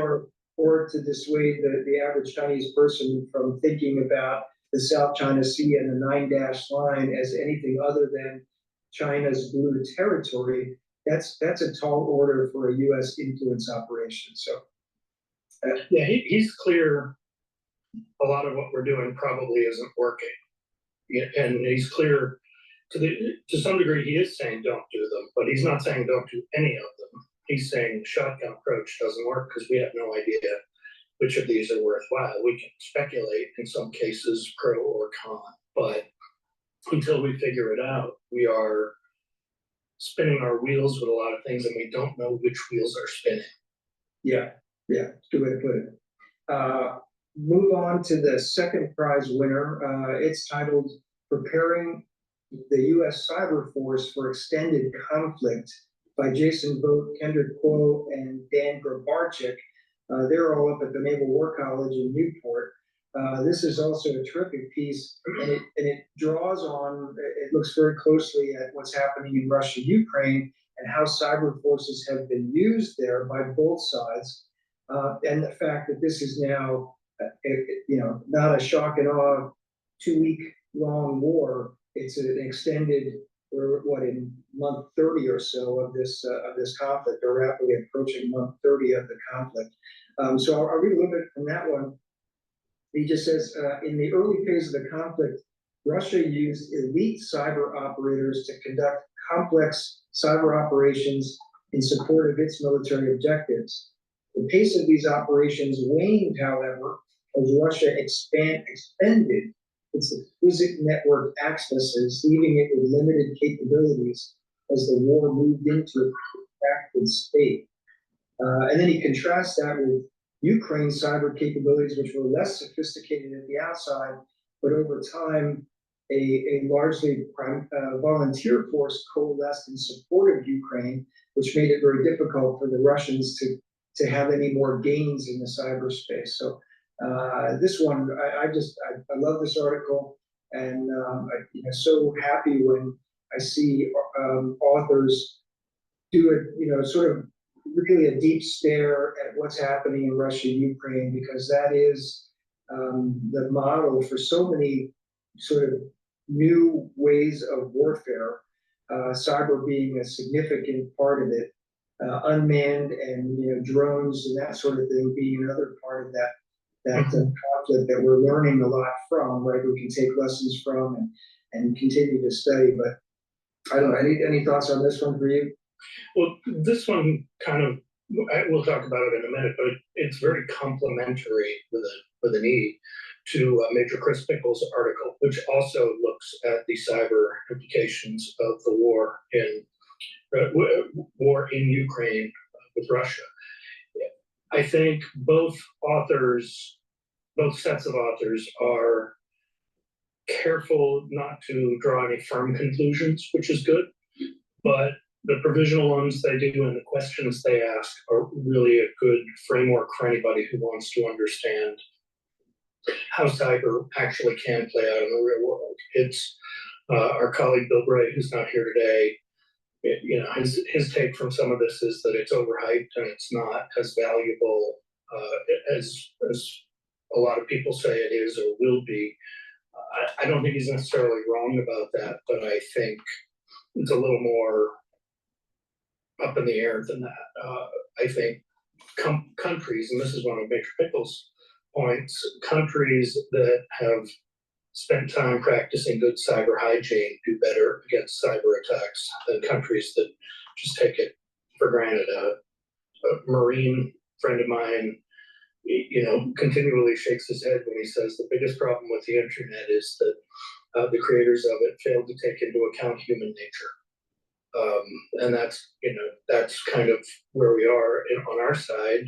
The authors don't come right out and say this so explicitly, but on our side in the US, we're pretty complacent. We think we've got it under control and we can handle it. And in Ukraine, they weren't complacent in the months leading up to it. And we can take a lesson learned on what he's saying and apply it to artificial intelligence, not just cyber.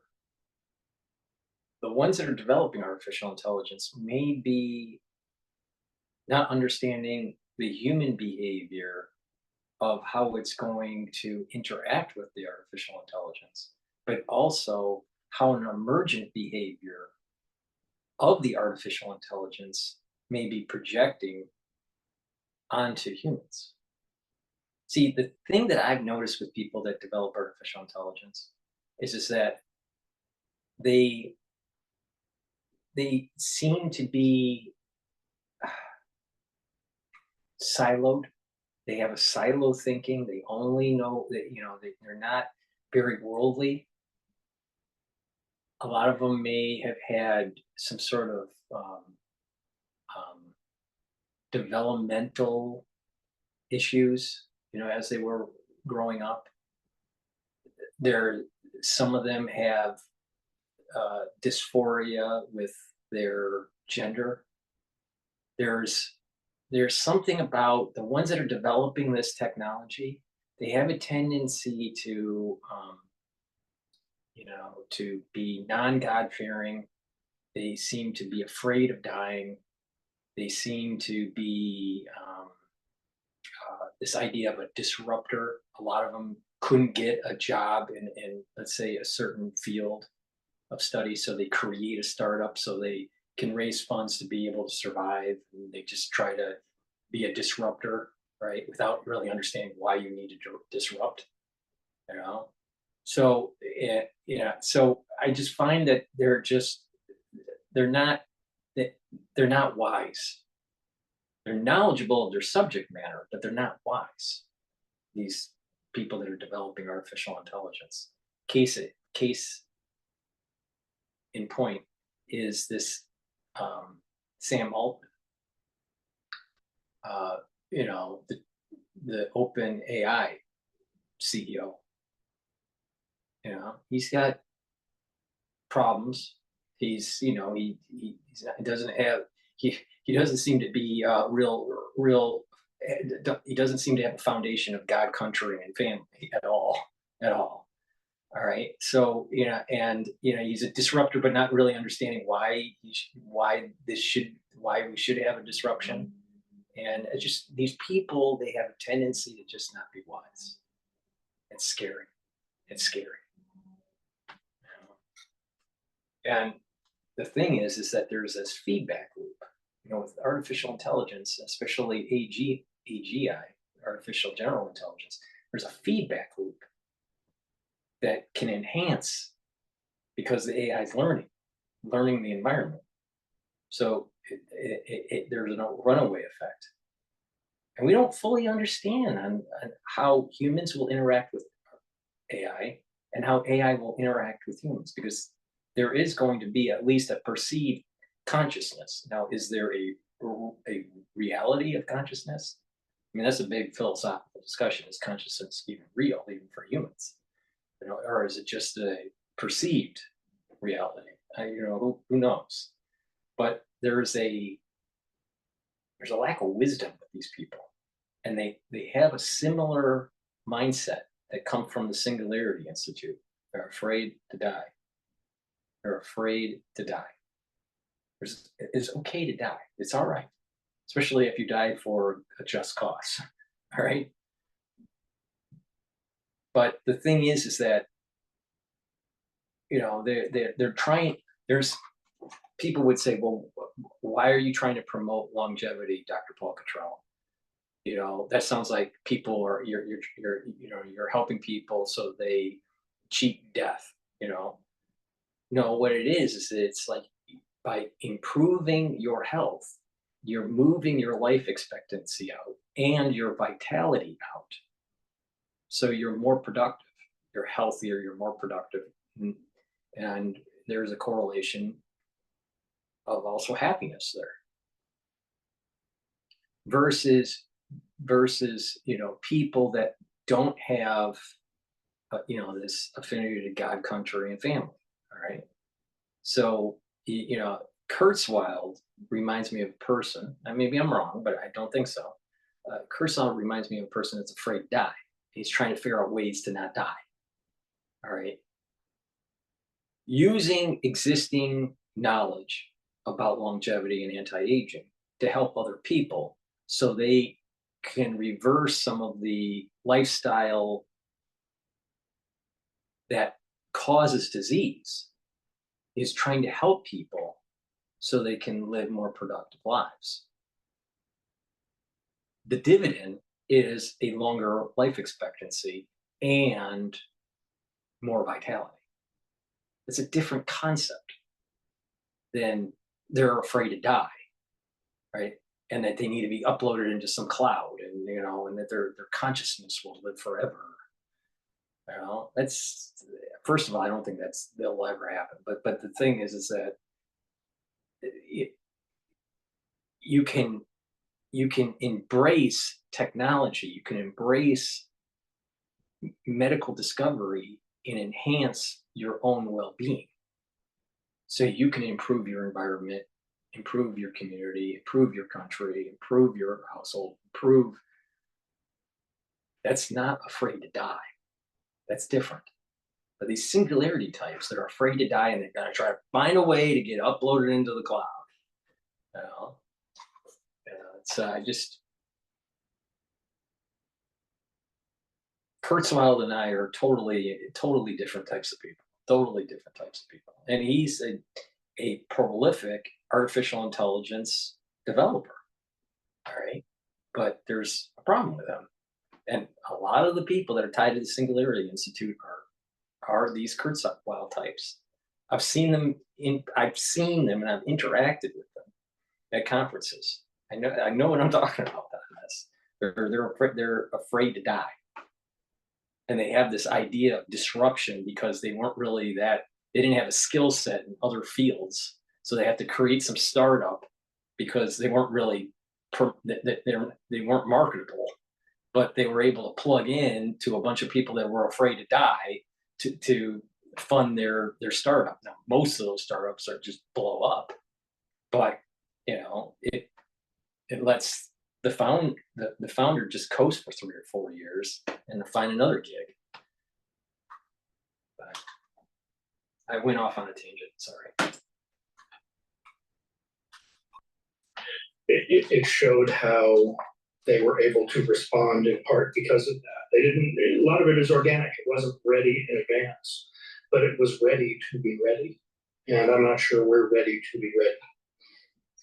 Yeah, it's a good point, and it reminds me of, and I can't remember the name of the Marine major, the author who wrote it, but about a year ago, I think it was in last June's issue, was a piece about the U.S. Cyber Command's hunt forward teams, and those were the teams that were sent forward into Ukraine before the Russians invaded, and there was an anticipation that it would be a cyber onslaught that would come with a Russian invasion, and so the U.S. Cyber Command and a number of private companies also sent forward teams or virtually sent teams forward to help Ukraine harden their internet, harden their government sites, and a lot of their critical infrastructure. So that, you know, the Russian capability, I think a lot of people, I was one of them, anticipated that when Russian troops stepped over the line of departure,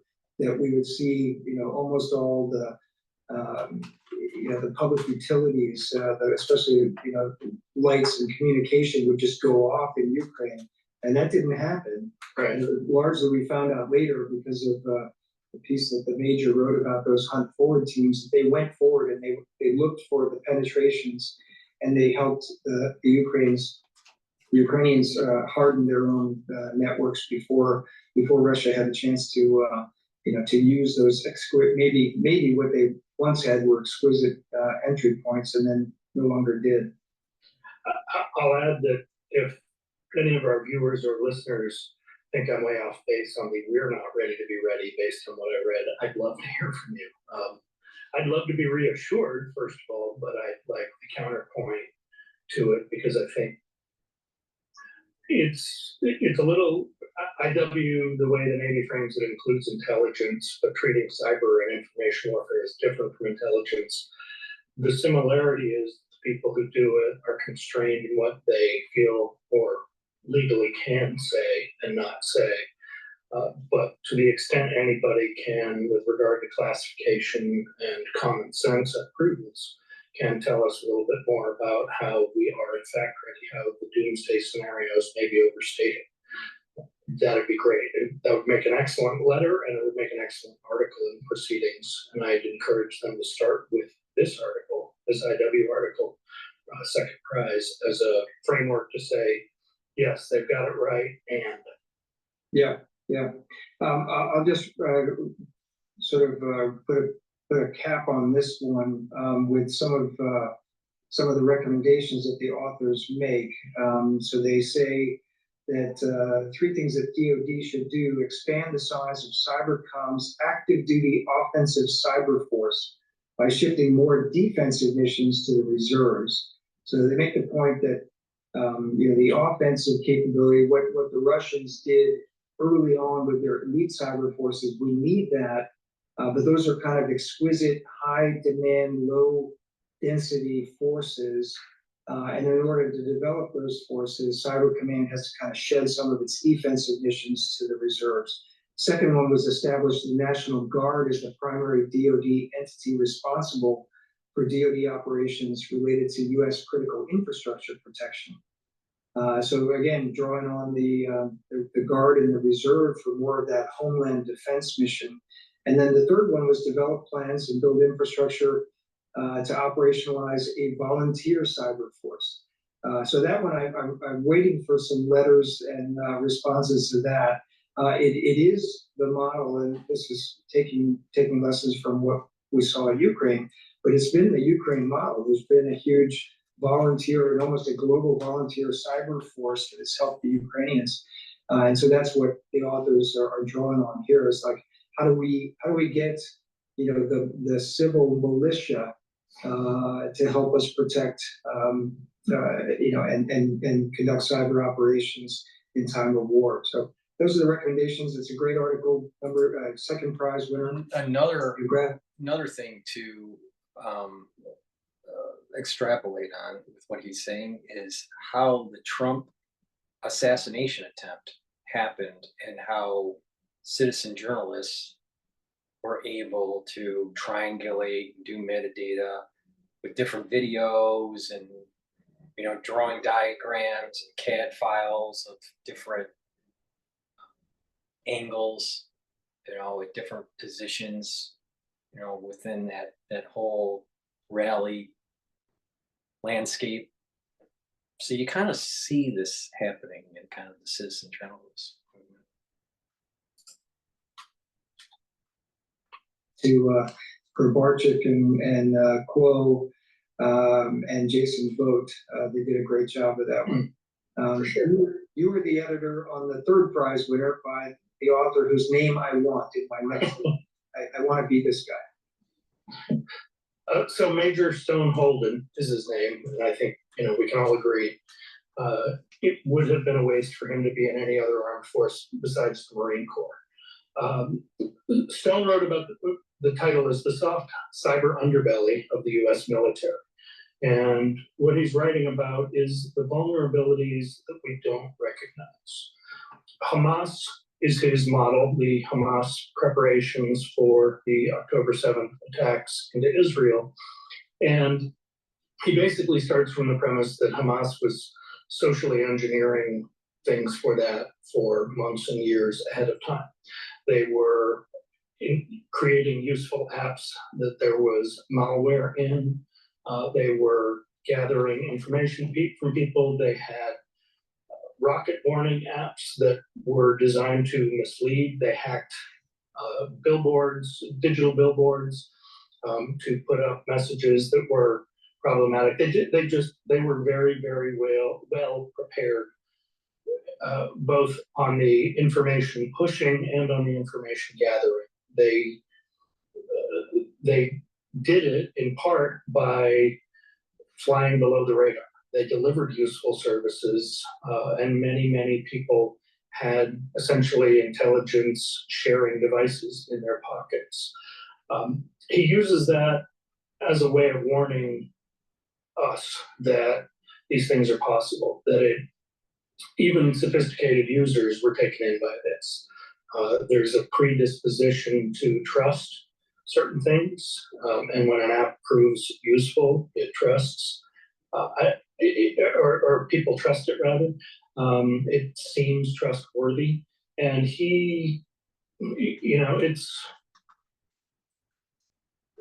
I wish we could get young people in the armed services to read it. It ought to be required reading if you're a sailor or a Marine or a soldier or an airman or a Coast Guardsman. It's disturbing how easy it was, I guess, is what he's showing. And the net result was that Israel has had surveillance on pretty much every square inch of Palestinian territory for years. And their notion was, Brett Friedman wrote about this not too long ago, a retired Marine Corps major and author of the proceeding under the Naval Institute Press book, Operational Art. He said, it failed because they, mistook certain kinds of intelligence gathering for actual knowledge of things. And Hamas was every bit as aware of Israel's surveillance as Israel was. So they worked around it. They worked digitally and they prepared themselves that way. It's a really good read. Stone is another guy who's smart in a way that makes me envious. So I recommend this one very highly to any readers. I don't know what your takeaway was on it, Bill. No, I do too, and I think to your point about this should be required reading. I remember while I was on active duty having to go through, click through the annual information warfare, cyber awareness, cyber security, briefings, right? And after the first 2 or 3 times of going through that, they rarely changed, and you would just kind of get into click through mode. Right. You were brain numb to it. But this article is one that you would read and you'd be like, oh, holy mackerel! Look at what really happens when the adversary is smart about you and uses your internet access and your social media presence against you. Yeah. It's a pretty sobering, chill water slap in the face kind of thing. And yeah, it should be required reading. He's got some strong recommendations at the end, one of which goes right to your point about the cyber awareness training, that, it's repetitive, it's not challenging, it doesn't, you just kind of, it's a box to be checked off. Cyber awareness Jeff makes an appearance in this for those of you following along at home who know who that is, which is many of you in the last 15 years. Tina, his coworker, does not, I'm sorry to say, but one of his recommendations is to replace that annual training as it's currently construed with a cumulative training. So this year you'll do an introductory level. Next year you'll do something that builds on it. And that training is not, is it bad to open a PDF from an unknown sender? It's, here's some of what Hamas did. How would you respond to it? How should you respond to it? So that's a big part of it. The other is that he wants the government in general, for government employees and military, DoD in particular, to make malware protection more widely available. It's one thing to have it on your laptop in your command post or in CIC, but it's another thing entirely to not have it on your cell phone in your pocket. And they would have, in many cases, detected some of the kinds of things Hamas used to gather its intelligence. So I strongly urge everybody to read this one in particular. Out of everything I read in that last issue, it's one of the few that I think every reader can benefit from, learn something from that is applicable to how they go about not only their professional service life, but their private lives as well. Yeah, amen. Foot stomp on that. Yep. The next one I wanted to talk about is the Expeditionary Warfare School Essay Contest winner.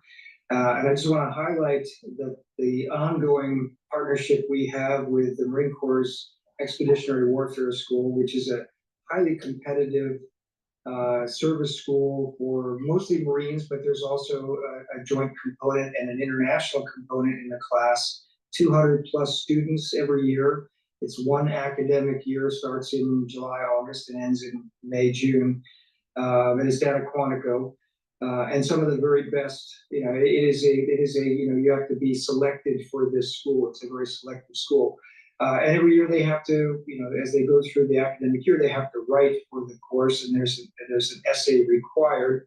And the staff at EWS sends us the top 10 or so essays in the springtime, and then we pick the winner and we publish it. So this year's winner was Marine Corps Captain Daniel Page. He's a Marine Corps helicopter pilot. The article, it is a quintessential proceedings article in that it looks at a very specific tactical problem and offers really good recommendations.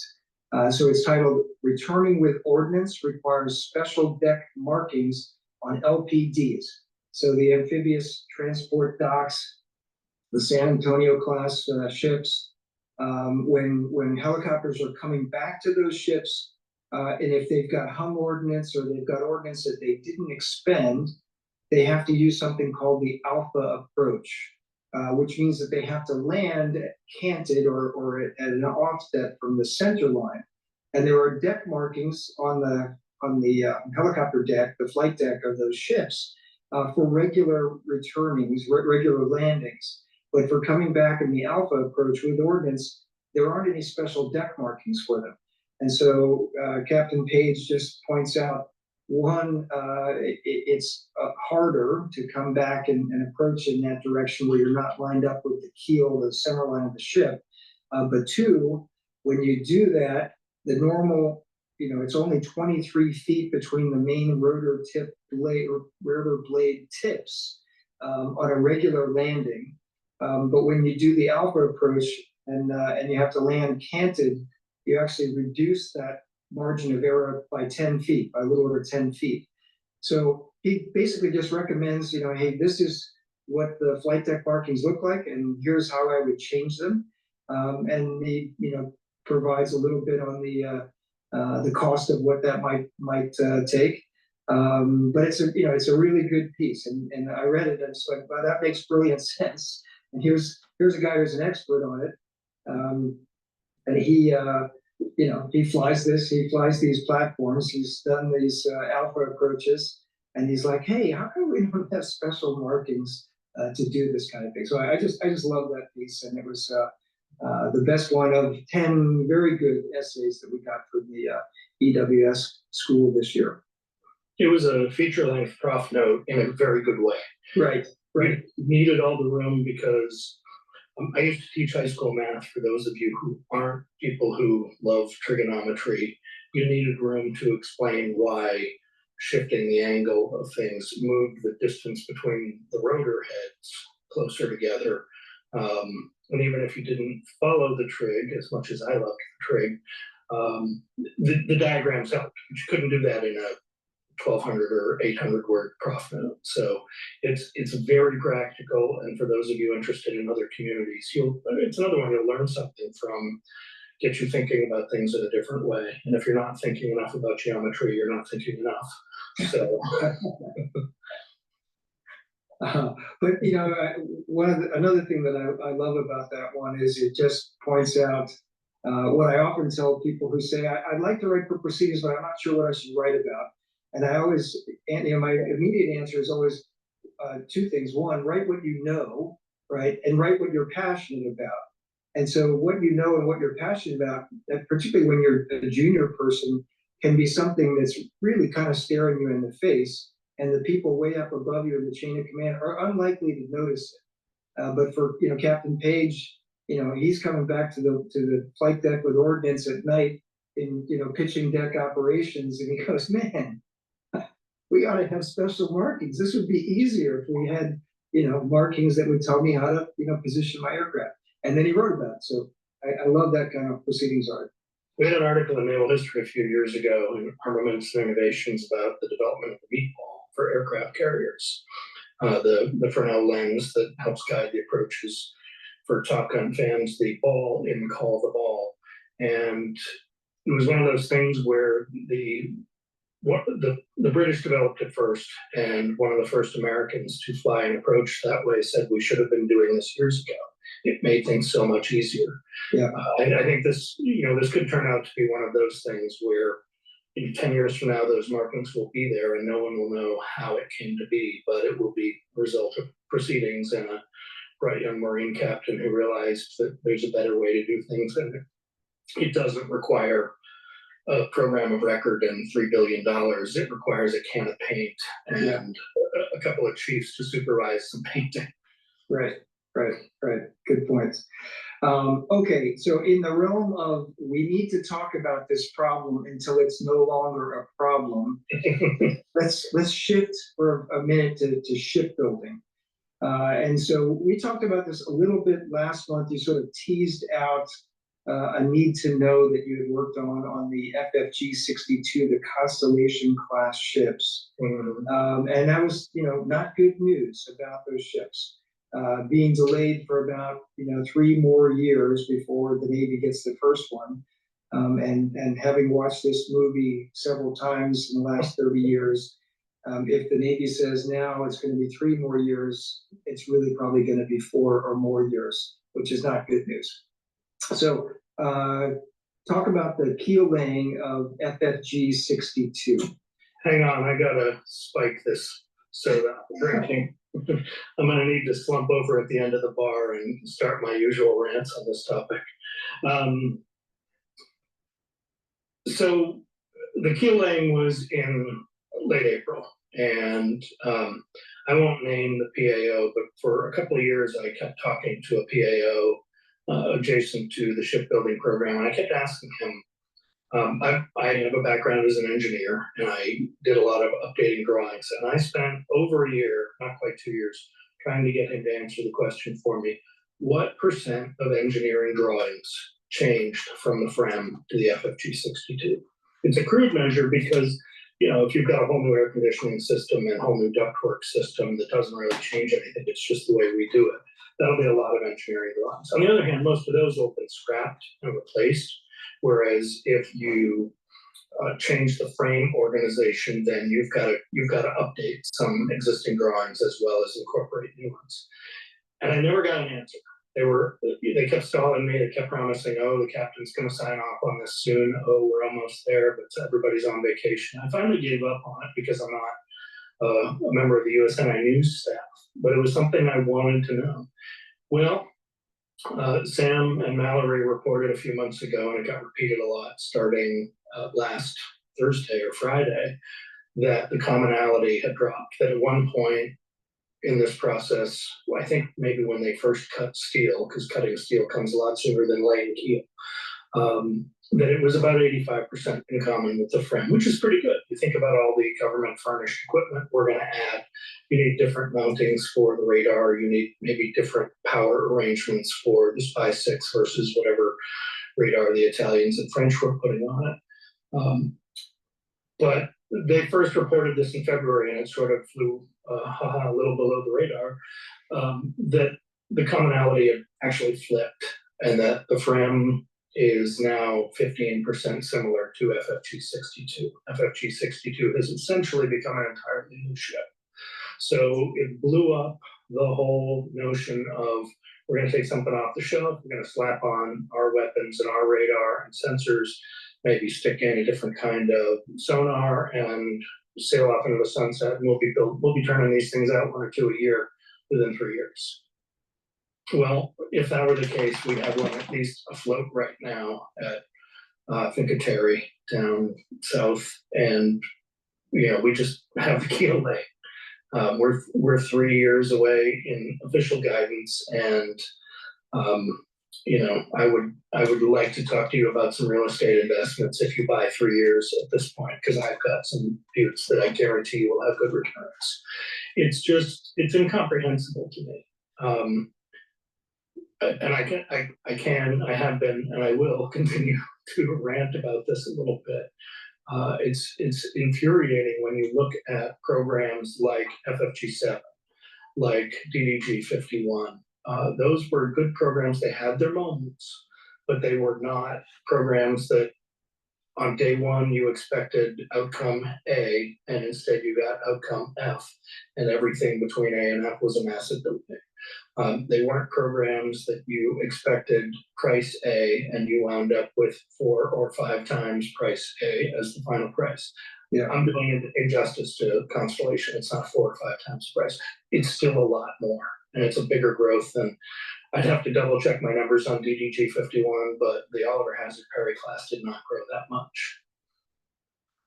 Yeah, and at a time, I mentioned this last month, at a time when the current CNO has talked about putting more players on the field, and that was one of the main talking points going back 5 years ago or more, when the down select was done, when the competition for the Constellation class frigate program was done, and the two finalists in that competition were the Freedom class LCS and the Fincantieri, the FREM, the French-Italian frigate class, which was being built for those two navies over in Italy. Very successfully, and those are great ships. I went on one in the port of Baltimore in the summer of 2019, and it's a beautiful ship. It's a very capable ship with a huge flight deck and 2 helicopter hangars and multi-discipline warfare capability and over-the-horizon anti-ship missiles, etc. And the plan was, okay, we like this ship. We'll make a few tweaks to it, as you said, 85% or more commonality, and just stamp them out, cookie cutter. Let's make some, because we need ships. And this it reminds me. We were talking about this yesterday. It reminds me we've now had the Zumwalt class program. We're originally intended to build about 36 of those ships. We got 3. Littoral combat ship was supposed to be more than 50 of one class. We ended up with 2 classes. And variants, Bill, they're variants. Variants, yeah. They're 2 different classes. I know. Sorry. Dismissals are marvelous. No, I know, because the Navy insists that we call them variants of LCS, not classes, but the Freedom and the Independence, they're vastly different ships. They're different classes of ships. One of my children is a variant of the other. I mean, that's the logic of that sentence. Right. We were supposed to get, 36 of them. We're decommissioning them almost as fast as we build them. And even the Virginia class submarines, we're hearing from submariners close to us that even that program, which I think is a very successful program, has built incredibly capable submarines. They're still not getting them. We're 15, 20 years into the production of the Virginia class, and we're still not building them as fast as they were supposed to be built. So one of our authors and former Ed Board members is on one of the newest Virginia class boats, and it was delivered 2 or 3 years late. And now the FFG-62 class program. So we had Jim Fennell on the show the other day. He always talks about the Chinese shipbuilding program. It slowed down a little bit because of COVID, but they're still commissioning more ships, building up the numbers. Their fleet numbers continue to rise. The U.S. Navy's fleet numbers continue to stagnate at best. So the question to the audience, to anybody who cares, to concerned citizens, when is the U.S. Navy going to get a successful shipbuilding program that delivers ships on time and on budget and in sufficient quantity to make a difference to the fleet fleet architecture that we have right now? That's the question.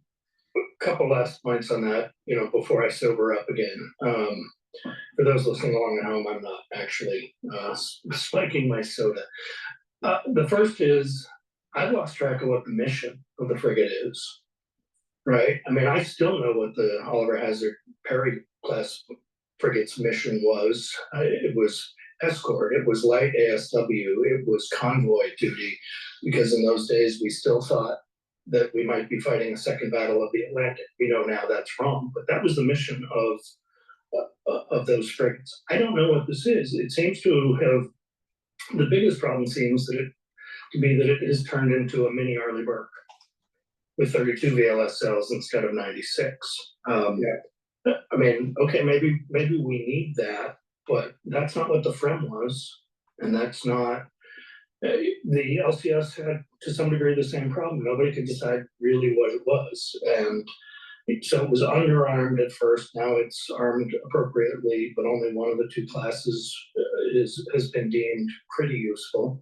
It underperforms its promises, but I think the Independence class has turned into a somewhat useful ship. There's value in it. It can handle the naval strike missile things. I don't know what the Navy wants from it. And I think anybody who's seen Pentagon Wars know that if you don't have a clear end state in mind in acquisition, and you don't stick to that end state, you wind up with an abomination. I kind of think that's where we are. Last thing is, and I'll say this briefly, and I'll invite readers to correct me on this too, to tell me what's wrong with this idea. My wife's not listening, so I like to be shown that I'm wrong sometimes. If it were me, I would finish the three that are on order to whatever design they settle on, because that's the other part of the problem, is the design isn't even finished on the ones that the first three that they've ordered, that the keel was laid for the first one the other day.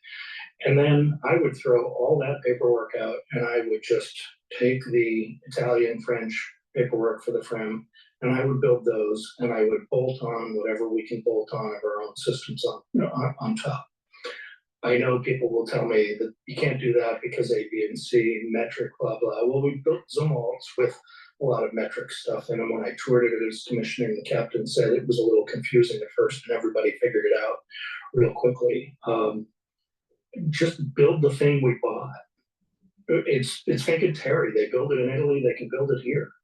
And, like I said, I'm hoping somebody will tell me what's wrong with that, but maybe in the process of learning what's wrong with that idea, a solution will come to pass. Everything is hard until you do it. Yeah, and we know that there are key members of the shipbuilding and other subcommittees in Congress that are angry about this problem because they've cut some funding that the Navy had put in the budget for future FREMs or future FFG 62s. So it's like Congress has seen the problem now and is kind of pushing the stop button until they get an explanation of how we're going to get it fixed. But it's just hard to follow the Navy and be in the business that we're in and watch the news that's coming out from our USNI news team and not want to talk about this problem, because it is a problem. And until you solve it, getting more players on the field, getting more Navy ships out at sea isn't going to happen with the speed and with the numbers that are needed. Okay, well, moving on from that sad news, I want to talk for a minute about before we go to the next discussion here, please go to my store, the-studio-reykjavik.com, and get the deodorants I have. I have it in citrus and also peppermint, lavender, tea tree. So please go to the store and get the high quality deodorants. These are made from essential oils from the Himalayas. And has no aluminum, no baking soda, all natural, very high quality deodorants that also help to detoxify your body. So get a couple bars for your household. It's for males and females, very high quality deodorant. It's going to be the best deodorant that you use. So please go to the store and help support my work and help support your health. In addition, I have the Even Better bar, which is an all-purpose utility bar. You can apply it on your skin every day. And what you'll notice is that your skin is smoother, there's a little bit of a glow to it, and it's softer. So use this as a skincare. You can also apply it on a cut, an abrasion, a minor burn. It'll help to heal it.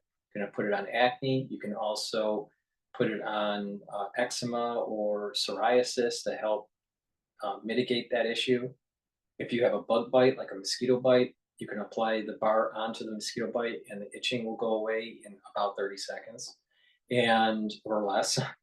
And if you pull a muscle, apply it on the muscle and it'll alleviate the pain from the muscle, if not completely eliminate the pain. It usually takes about 60 seconds for that. So please go to my store, the-studio-reykjavik.com, and use this very high quality utility bar for your skin. It's made from essential oils from the Himalayas. And it's really important to get good sleep every day so you consolidate memory, you detoxify your body, and you have more energy when you wake up. There are people that aren't getting good sleep, and you need good sleep night after night after night. It has to be repetitive. So please go to the store and get the Good Night formula if you have problems sleeping. It has tryptophan and melatonin in it and some other supplements, but please go to the store, the-studio-reykjavik.com, and get the Good Night formula. This will help you to improve your sleep pattern. A lot of people don't realize that chronic sleep, or lack of chronic sleep,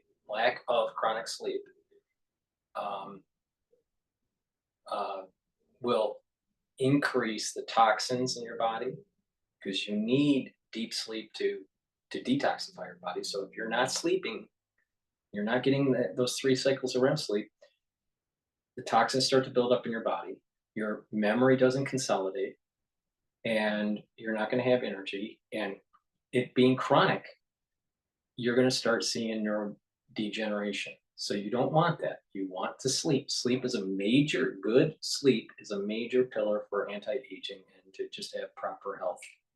So please go to my store and get the Good Night formula.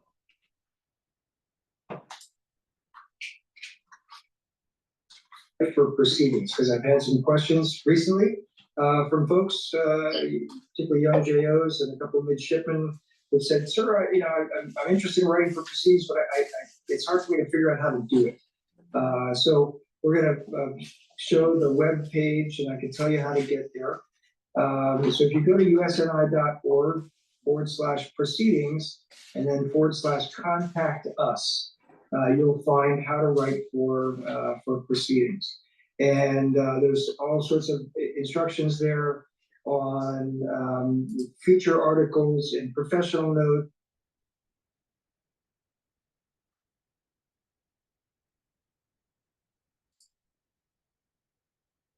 And we put a lot of time and thinking into it. If it's a feature article, Brian's always the first reader, Bill Bray's the second. Learn in the process. We'll help you become a better writer. We'll help you hone your. Played a role in things. He wrote about what's going on. Keep the Moto stuff alive. We don't need it, and we will take it out, and it will just count against your work. All right, so that we're gonna end the video here, but please go to my store, the-studio-reykjavik.com, and get the magnesium and zinc. Helps to improve your immune system. Lignans, it's a powder. It helps to improve your immune system and your hormonal health. It's for males and females. Very important, especially in the aftershock of 2020, where cancer incidences are going up. So we need to boost up our immune system so we are able to mitigate those problems. Vitamin B complex, very important for cellular metabolism and improving the performance of your mitochondria. And lastly, omega-3, very important for cardiovascular health.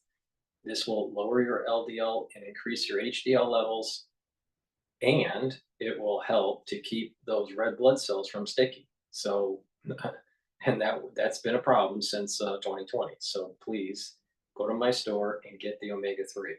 Take it every day. So with that said, thank you for listening. Hopefully you learned a little bit.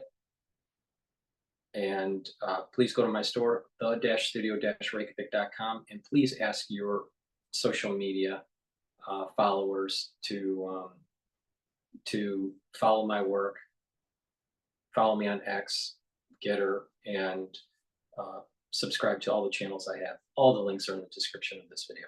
Thank you for listening and have a nice day.